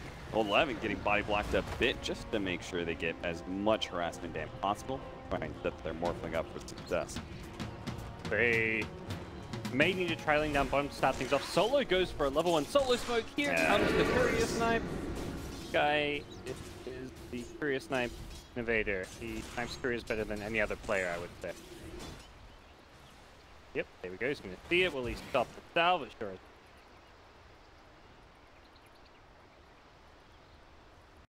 Beautiful. It makes the lane very different. For SF versus Death Prophet, if you don't get that extra bit of regen, you can get run over by the Death Prophet in those early levels. And they're going to glyph as well, so no one's making it even harder to get these souls in the first wave. Having the double wave under the tower, the glyph to mess up a few last hits. It is really tough for SF, and you can't trade hits now as a result of it. Yeah. Like normally, as long as you get that regen, you can trade out hits, do okay, and then you get to like level 5. Once you get to level 5, Death Prophet can't actually approach you at all. Your double dukes are just far too scary. But if you don't get that regen, there's like the potential that no one could start driving Ori a bit out of the lane. Meanwhile, VP are trying to protect their Morphling as much as possible. The Rubik Chen in the same lane, just so they can try and deal with his Legion Commander. And nice block in. 11 has to cut down a tree to try and get around Solo, but he's still at the telekinesis, trying to set it up for Ramses to pick up the first blood, and sure enough, he does. Very nicely done. Chen actually had a level 2 already. Yes, taking a few jungle camps and gotten the solo XP for it, because that made a big difference having Pentiment there. And level 1 Moment of Courage Legion Commander. Oh, wow, what a bash. Landon with the value bash at the D. 80 bonus damage. He wants to chase this one down, but will not have to beat. LC passive level 1. Cap, you're the off-lane player here. I mean, he felt like he was just getting into that harassment battle. I don't think Moment of Courage is the worst thing to level up. Unfortunately, when you're facing up against a defensive tri-lane, I think that makes a lot of difference. And we're going to watch him go down once again. Still no nuke to be able to throw out. Now Fenrir's going to get run over as Ramsey just goes full agi. Lana does slow down the Morphling, so he's not able to get the kill. They even send back Solo, just the freebie. Ori got solo kill. Wow. Did get the return kill, but I don't know how that happened, but that's probably a side effect. You know, losing that courier early, SF didn't have his items out to him. No one finds a dive, so he's now got half level advantage over the mid lane. Yeah, this is feeling pretty good about that. More so those heroes where they're really tough A's those first couple levels when your lane gets contested, because once you get level 6, 7, you can morph stats really fast. You get that value point in adaptive strike. That's when your lane can get very easy and you can bully the enemy off lane. But it comes down to how those first couple minutes go. So far, so good for Ram. Yeah, they totally prevented 11 from being able to grab his overwhelming odds, which is supposed to be what you're able to utilize to abuse the Morphling, right? He's at low HP, he's max agility, trying to be super greedy and get every single last hit. Boom, you hit him with a big nuke and he's not feeling so hot. He has to morph into strength, but all because of that moment of courage and then the back-to-back deaths. VP supports ensuring that Ramses gets a good solid level 5, level 6 before they rotate out, it seems. Sparta's going to wrap around behind no one mid. All this attention paid to the bottom lane does leave mid lane exposed, or he's going to be able to get that final third nuke in, which should be enough for them to claim no one's life. 4-2 now, another fight bottom lane. Sure enough, they pick up 11 again. Ramsey's more just going off here. All this value regen, he goes full agi. One charges, and goes constant sustain for him in his lane. And good news is for Vici Gaming is the other two lanes are looking pretty good for them. Heroes are converging towards mid lane. Has scouted out Solo's Rubik. Pasha is doing okay against the Razor. I think we're gonna be able to get the slowdown. The clap goes out. Trying to shove away no one while still getting back to the tier 1 tower. The creeps are gonna try and chase him down. Meanwhile, Bottom does slow down no one a bit more, but both of the cores will survive. Gonna try and pick up one of these neutral creeps. Both of them are a little bit low. Back over to bottom lane. Hey, look at that, 11's dead again. He has, and just giving the tips too. Ramses has 2 levels on this Legion Commander, and he is abusing that fact right now. Dude, this is just an impossible lane. Legion Commander, incredibly strong. I feel like at that level 1, level 2 stage, if you have like a even look at this, back-to-back smokes, they just fall back in. Solo, desperately low though, does manage to get the triple nuke, hitting Roger as well. They pick up both the supports. They did not expect that. They went to the shrine together, came out together, and their 4 supports went up the high ground at just the wrong time. SF level 5, those race nukes adding up, and definitely was not a quick deal with. Gaming more success for their Shadow Fiend. Paparazzi continues to utterly destroy the safe lane. 24 denies with 39 last hits. Like the Pengo was trying to do some wave pulling from behind the tower, but kind of resorted to actually trying to contest the lane, and there is no. Nice again. Underneath the tower, he goes down. Yeah, I'm not sure why Pasha hasn't actually gone for a pull yet against a Razor. It's easily one of the best ways to be able to kind of win your lane. When, you know, the Slarta kept showing himself, you should be able to just trade out pulls, basically. Yeah, like, pull the side camp or just go behind the tower and pull away like, you know, offlane is used to do. You're never going to get a farm last hit against a Razor in a like great creep wave versus creep wave scenario, but that's where he's going to static. Very peculiar. And as an offlaner, you don't want to be using both your nukes is what you have to do. In order to get us, yes, you're going to have to shield crash, and then you're going to probably swashbuckle out just to get away from the static link. Ram's about to hit level 7. That's where things. I mean, he's already scary at level 5, level 6, but that's where the lane gets more fun for him. Has creds and health, the infused raindrops to stop that overwhelming odds nuke damage. 11 will not leave 11 alone. He just keeps on getting chased down underneath the trees. They still have vision of him. He goes down, but Ori, he managed to make the TP in. 1-2 nuke onto Roger. That'll be the first step, but Ramses looks like he got sent by back by the Chen, so he's going to be fine. They're just going to grab the other support in solo. They'll use the telekinesis on him, hit the stun, get Paparazzi to kill. Still though, that forced both the SF and the Razor to be able to TP across. Looks like they're going to try and change the lanes as a result. Two players who are having, well, I wouldn't even say Pat's having a terrible time. He's up to 23 last hit now, but 11. 0-6 at 7.5 minutes. That is probably the most death in 7.5 minutes I've seen in a competitive Dota. Well, Blitz always says that 11 is a psychopath in that regard. He just doesn't care about death. Well, this game is certainly showing that. This is prime old 11 right now. He is stubborn. He will just keep on going to that off lane. Oh, killed me 3 times. I'm going to TP right back in and hope for the best. Hey, you know, Fenrir's over there, like, he was supposed to be the support to kind of help him out. And he's like, dude, you gotta stop. You can't do this anymore. Yeah. Fenrir gonna be chased away. Couldn't pull the creeps off the tower, so no one will get this free exorcism push. The danger of this Rubik Chen. I love the laning configuration they have with it because they've got a killing offlaner later on once they get the levels into 6, and they've got 2 different cores that can push down tower. right? Like Morphling, as soon as you give him the space, he goes full Angie. He starts laying damage into the towers. Same thing with this Death Prophet now in the top lane. We're gonna see that kill lane.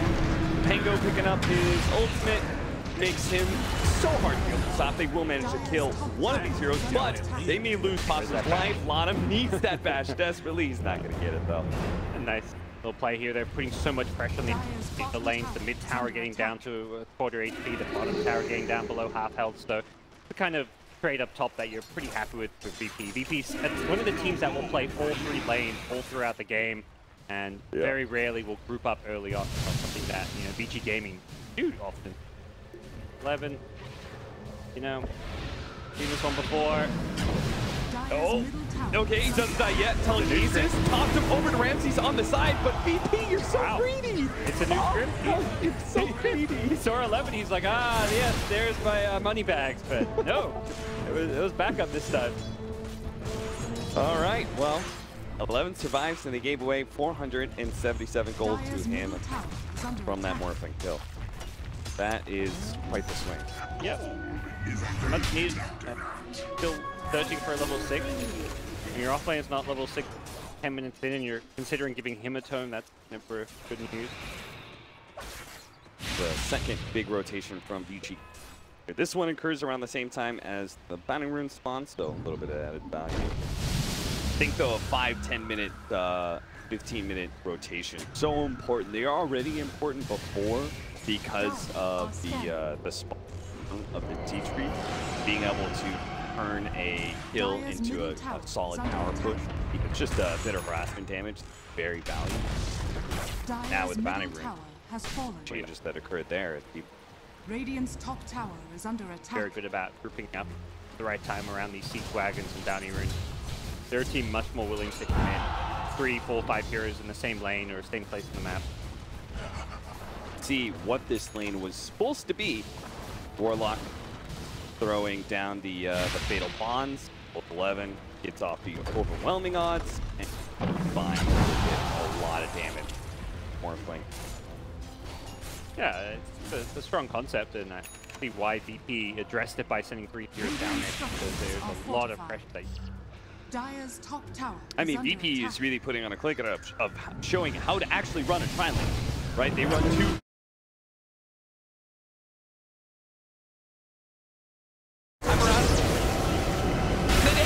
They're both gonna die. They both may just get blown up here as Ori lets loose that ultimate. Warlock drops the golem as well to catch the 2 supports, and they will run everyone down from VP solo. Trying to hide away in the trees, can't hide from Ori.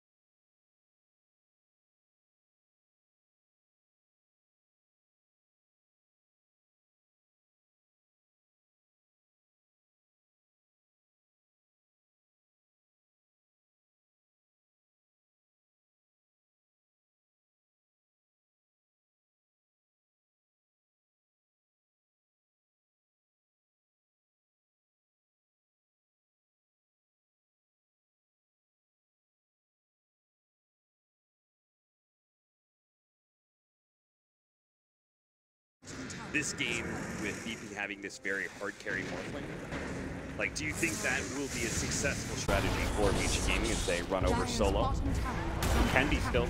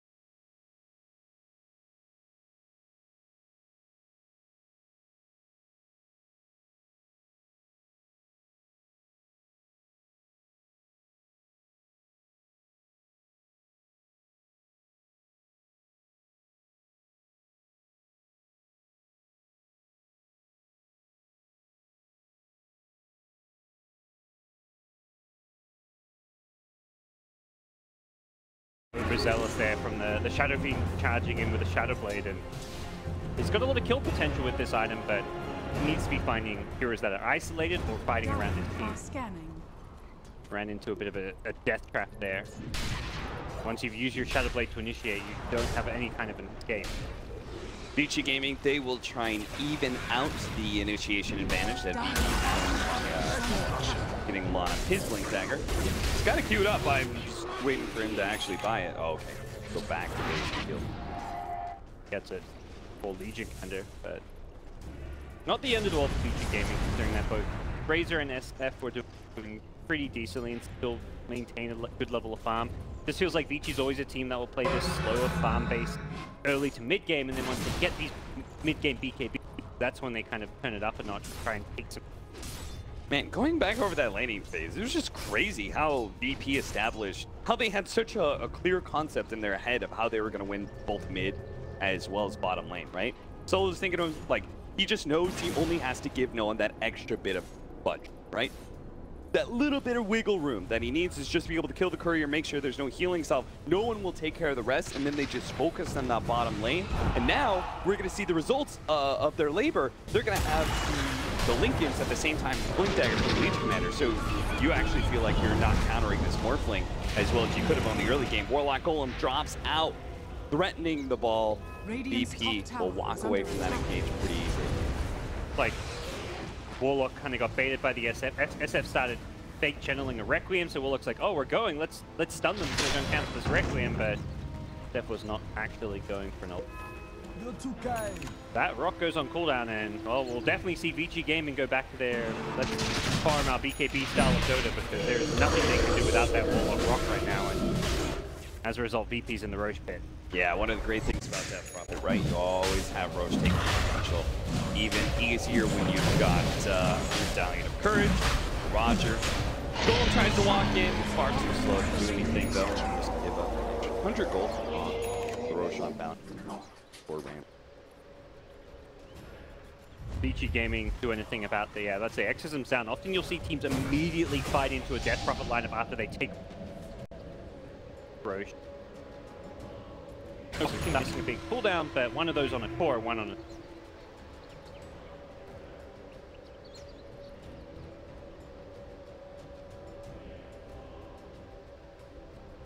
And that's exactly what happened. There's only Ramses.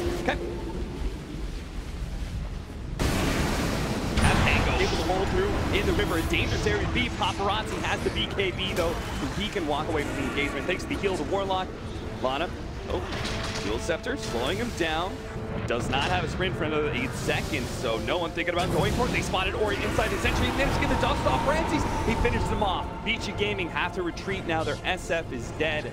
The big damage dealer is gone, and they already utilized their BKB from the Razor, so VP win that fight. Great initiation from Pengo, getting that stun on Razor before he BKBs means that by the time Paparazzi does BKB, he's on like a quarter health. He can't do what he wants to do. When you're Razor and you have this BKB, you're going to be popping it and just charging in balls deep, not giving a crap about who throws what at you, but when you have that kind of health against the right-clicking Morphling, you actually can't fight. His BKB was used just to get him out of there, and the exact opposite of how you want to fight going into the game. And it's going to go on a solo. He wasn't fast enough with telekinesis this time around. Dual Scepter trying to slow down 11 as they take that tier 2 and hope to get out of people, slowing him down. No one's going to turn with the 3-man silence, but he's so slow. Vici Gaming can just kite in and out. That's why Posh will just ignore all that by turning it into a bomb. Nice Dual Scepter timing with the send back from the Chen. They always have that escape. Posh has to be careful though with the Amplify on him. One right click from Ori would do a lot of damage right now. Dual Scepter buying a little bit of time. Now that silence comes out. Ramsey's going to turn, see if they can actually fight on the left-hand side. They finish up the Slardar while Ramsey continues to charge forward. Couldn't catch 11. Links himself backwards. Another big nuke, but they just ignore all of it. Stunning Fenrir, slowing him down.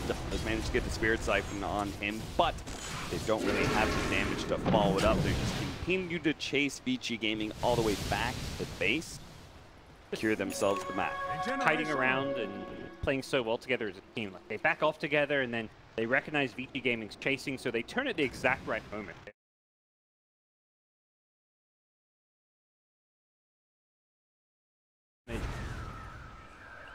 forcing the SF to show himself in his position, and then they're like, well, SF out of position, let's go charge at them. They get the Slaughter kill, and they just know exactly when to fight and when to back off. VG Gaming, they're not doing so bad themselves at that same kind of play. Feels like they're almost holding their ground against VP, but it's just a couple of these engagements, you end up losing so much in the objective game.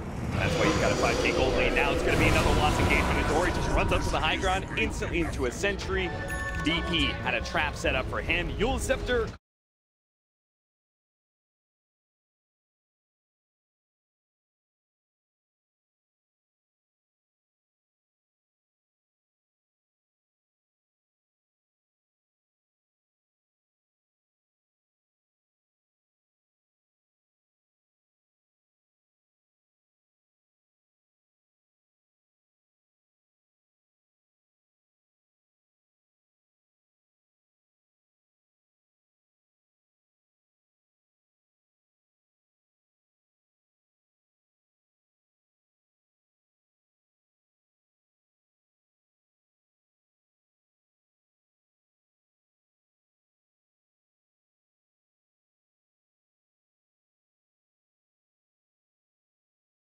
point of VG Gaming's draft here, but probably not a hero you really think of as that kind of, oh, I can carry this game for my team, like a Morphling does. You already talked about how the matchup against that Morph is going to feel good either. Ward laid down, already sentry in place. They do manage to catch Solo on its way out to an unsuccessful dude. We're going to just stay on 20 damage for 11. And get the 2 Rubik kills before that for dual victories, Dire's but bottom tower is under attack. really does feel like a game where VG Gaming are going to need everything they can get, and we'll have to take this late game. So that dual damage can start adding up if you get a decent chunk of it. The answer. Still trying to get the blade mail. I guess they don't have to worry about Legion Commander getting something to trigger the Lincolns if the Smordar initiates for him. You've got an AoE stun, and then Corrosive Haze to pop the Lincoln. Legion jumps in, follows that up with the duel. Yeah, sounds like a decent way. If Morphling's ever alone, very easy kills there, and then the question is when he's with his teammates, can you stop like the save, the Pingo ultimate, then send back? Definitely not going to be easy to get those kills in big fights. But for heroes like Razor, they can just kind of run in, charge forward, ignore the Morphling, go for the back line while your LC, your counter pick tries to handle. No, and great Aeon Disc pickup. Very nice against this kind of burst damage, means duel isn't effective against him. The SF, perhaps the Shadow Blade blow up. Nice pickup on Ramsey. That is a Shadow Blade without the Requiem of Souls. They just straight up double raise and killed him with the Pro. He was on sub 800 health, and always something you can do. Can't be that greedy. Solo goes to the Spell Steal first. Immediate BKB reaction from Paparazzi. But if it's a BKB just grabbing a Rubik, it doesn't feel great for VG Gaming. That's exactly what it turns out to be. Definitely one of those teams and playstyles where they will just pop BKBs sooner rather than later, because I'm sure they get that. They'd rather use a BKB charge and get a support kill than risk like not getting their BKB off, or the previous fight where, you know, Razor BKBs and backs off and has to just away. Like, that's not how they want to see. So where do you see like VG Gaming getting into a sort of win condition territory, right? Feels like for now they're just kind of grinding away. Oh, Lori, you already knew about this sentry from the last time you died, and it gets him caught once again. This time trying to farm up that area and Shadow Blade away, but Solo too quick with the telekinesis. Yeah, I think there's 2 main kind of components to their win condition, which is just like farming and pickoff. Keep on looking to scale on all your heroes and find a lot of pickoff. Slaughter SF combo, these 2 3-man efficient pickoff. Don't go for 5-man smokes. Farm like several lanes while a good duo hunts people down. A Blade Mail LC can kill people alone or maybe with a +1. Slaughter SF with Shadow Blade can do that. Razor just needs to keep getting more and more items, and we could see a potential VG Gaming lineup that scales into the late game, it's just much harder for them. There's very little room for error, whereas with VP, you know, they've got heroes like Death, easy Roche taking capabilities, easy objectives, one small mistake, and suddenly you've taken a lane at Brand. Got yourself. It feels like, you know, Vici Gaming, they find a pick-off, they find a couple kills, well, you go back to farming. Just such a different story with these lineups where you can't turn kills into objectives, where it makes your game so much harder to win. And that's probably a big reason why we see gaming play such a passive, controlled game, right? Is that they can get aggressive as much as they want, but if they get a kill and they can't turn it into objectives, it doesn't really, like, playing a fast game doesn't work. You can't actually end the game when you need to. So making brash, aggressive decisions could just lose you the game against these lineups that are obviously much better at taking objectives. And you put yourself in the position to find these single pickoffs like we've seen, and sometimes it doesn't work out. Ori's died 2-3 times, like Shadowblading into Sentry Wars, and those are good plays, but they're the kind of plays where it's pretty low to medium risk, and like the fact it doesn't work out for him doesn't like cost his team too much because they're farming elsewhere on the map and he's on the enemy side, so it's not like their team's instantly going to lose its power because he dies on the other side of the map. As the game goes on and he gets like level 20 plus, his respawn time gets longer, those deaths start to matter a bit more, but when he's kind of at that level 10 to 15 stage, not as big of a deal. It is amazing to me how Paparazzi remains so farm hero like Razor. He just picks up a Nullifier, which I think is an incredibly good item for this game. Very effective versus both the Death Prophet as well as the Morphling. And I believe it is one of the few items you can get that purges off that sendback in the chat. Oh yeah, that's a really good. These Chen sendbacks with the dual set is so pesky every single fight. And during the mid game, just felt like DP, anyone that got low was being saved. Particularly those cores where they would get the sendbacks, stealth duels, can purge off the Aeon disc theoretically as well, so the dual scepter from Ingo as well. Yep. Definitely liking the pickup, even though it is a very unorthodox user item. I really feel like a item you love to build on the hero. You're not normally building just raw plus damage items, but the other thing this item gives you to the Dispel, but Dispel is just so much harder to build into now that Diffusal Blade doesn't give it. Yep. He's going to try and work on straight up tank after that. Get himself heart, so maybe he doesn't necessarily have to pop his BKB every single time he's around a Morphling or something like that. He can be a little bit more discretionary with his use. Either way, just raw tank up probably the best thing that this Razor can do instead of maybe the slightly less HP build, a little bit more offense, which would be like the Aghanim Scepter we saw earlier. Normally what Paparazzi goes, but this makes sense. If you get shotgun down to like a 30 HP, you back off, Regen gets in, and then you can go back and fight some more. Is under attack. He does fully commit to that one or not. Radiant's It's still a game that is winnable for Vici Gaming, even though it is VP favored. They've got Aegis and Cheese. They're going to start taking several objectives, and with Exism coming back up, I believe they may just want to defend their high ground here. Something they've shown they're very efficient. Ori, small note, he still gets the movement speed, does not get the Presence Aura effect of buildings. I was wondering if SS were going to switch it around since the movement speed got nerfed and then the Presence Aura got buffed in the later talent. -5 for level 25 sound like... So? I mean, it's -11 in total. That's true. I guess, yeah, -11 total sounds like a lot, but you already got -6, I guess. It's like, is another -5 really that big of a deal? Yeah. I think when you've got a physical damage minus a Slider and Razor, probably, you know, it does continue to add up, but yeah, cooldown reduction on BKB and your items, even as a right-clicking SF, you're looking at your BKB having almost half the cooldown. Like, that just sounds way better than the next time. Oh. You saw that Hamburg game, right, where the Morphling IO that straight up killed the Throne Fnatic. That was in large part thanks to a double damage. Chuck that Nullifier on him quick. Yeah, that's what Ramsey's got right now. Take it away. All right, they actually are a little bit too skittish to push. Morph, even with Aegis, you just blink stun him and you blow him up once and then you back off, and Kind of forces VP into an awkward situation. Could potentially BKB Requiem on respawn from Aegis as well. Don't have BKB Pierce Sable, so... Look at Simple, man. He's got, excuse me, Roger. He's got the double Banisher. Okay. He's ready to go. You gonna amplify? Nah. We'll just take it right off. That is a clever little play.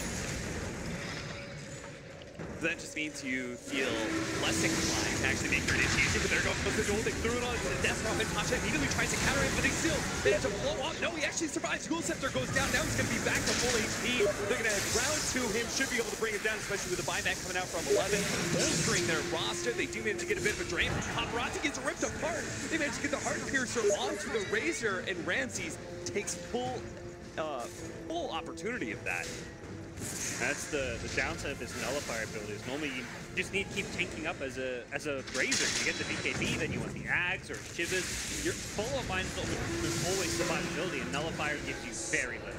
Big nuke on Ori. Doesn't have his BKB. Needs the Shadow Blade as well, but the dust is already on him, so he dies. He blows up onto the Morphling, take away that Aegis. Duel Scepter slowing down 11. Long enough for Ramses to come back. They choose not to engage further, though, with a buyback coming out from Razor. They feel like they've forced enough out of BG Gaming, secured a pretty big lead for themselves, over 10k gold lead now for Virtus Pro. They got the one carry buyback. They'll be happy with that, as well as the tier 3 tower. That sets them up to take the try. Or are they just going to try and set up? Okay. And go back in. Try to get cheeky with it. So there, the Morphos, the Razor, still like 100+ damage. He may not have had the double damage room, but he's able to steal damage and build up his own. The map control VP just got from that. They're going to get bounty runes. They be in a very strong position here to just wait for the next Roshan, then go for another team fight. But is VG Gaming have anything to say about that? Because the onus is really on them at this to go out and make a move. Imagine they feel very hesitant to do so, because if it backfires, they lose a team fight. Where Razor has no buyback, Death Drop with ultimate, suddenly you just lose 2 lanes of ramp. Radiant Man, with their little bit of downtime, it means Virtus Pro can recover all of these lanes that were pushing in. And now all of them are to head over the river. Bottom. He'll stop this big push in the bottom lane with the double siege wagons coming out. Virtus Pro aren't trying to push things too far. They're just chilling out until, I guess, Roshan. The other nice thing with these Satyr banishes, purging up that fatal bond. And you're like going for a high ground push there. If everyone's getting caught in the fatal bonds and AoE nuke damage, they're gonna a lot of extra damage as that. You know, I was talking about this to someone. Was fatal bonds ever undiscovered? Because I swear to God, I thought it was, and then I remember looking through the patch notes, and it was just like, maybe I did find it or something, but it was like so long ago. I guess it was just. I feel like it might, but I don't know. It's funny how like sometimes, you know, you've been playing Dota for so long, a really old mechanic will stay with you. So I was in like some pub game or something. Yeah, it's not dispellable. Pasha, you'll blink away. Nice to take Driven Guards, go with the Duel Scepter. Yeah. Green, huh? Andis as well for him. Thought that would have been next. The short cooldown, and then you get the 25 Rolling Thunder cooldown theoretically as well. Driven.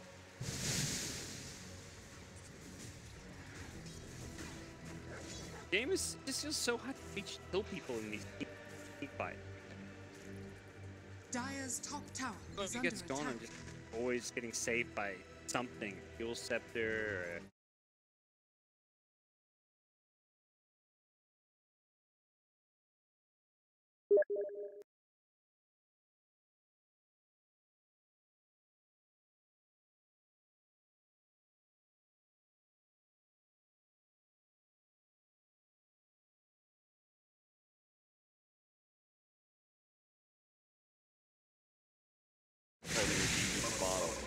Or you know, blink stun him and you blow him up like the bottom. But true.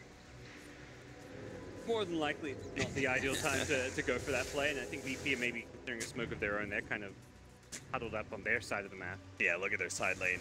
Super pushed in. Great opportunity. VG Gaming. They're going to have to show somebody in the side lanes eventually here. 11. Staying in the trees.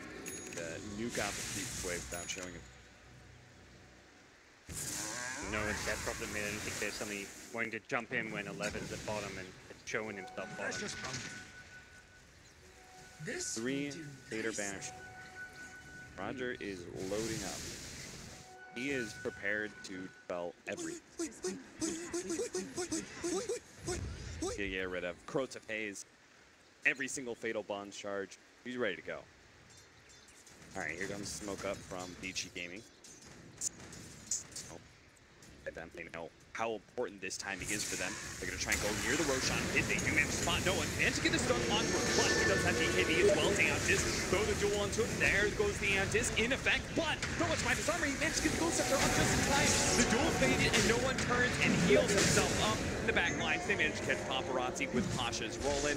It was a bait very well set up by VP, and VG Gaming used 2 cores and used the Roshan as well. I think it's the right idea from VG considering the position they're in, and giving up a 3rd Roche with Aegis, Siege Refresher would have just been too much to come back from. They may not be down at racks right now, but the gold deficit and a Refresher Shard is just pretty much game-winning by itself, because it doesn't matter how many racks you've got left, because all it's going to take is one fight, VP to get all 3 lanes, or even just go straight for your throne, and VG Gaming knowing it.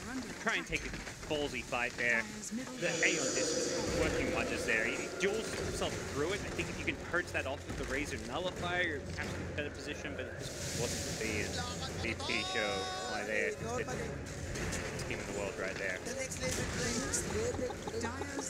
Now it is going to be 2 lanes of racks, and I would not be surprised if Virtus Pro just go for that bottom lane and see if they can actually get a final engagement in. VG Gaming still have another 15 seconds on their Razor, and that's not actually what happened. Virtus Pro will willingly back off for now. Yeah, they use the Refresher Shard immediately to get those 2 lanes, but I don't think given the position they're in, they still have Aegis to use. That seems perfectly reasonable. They can just wait 100 seconds, get another Exorcism, and then force a push down bottom. Does give VG Gaming one last hurrah. Feels hard to imagine they've got the tools to win fights at this point. But even solo, thinking about a second item, get an Ether.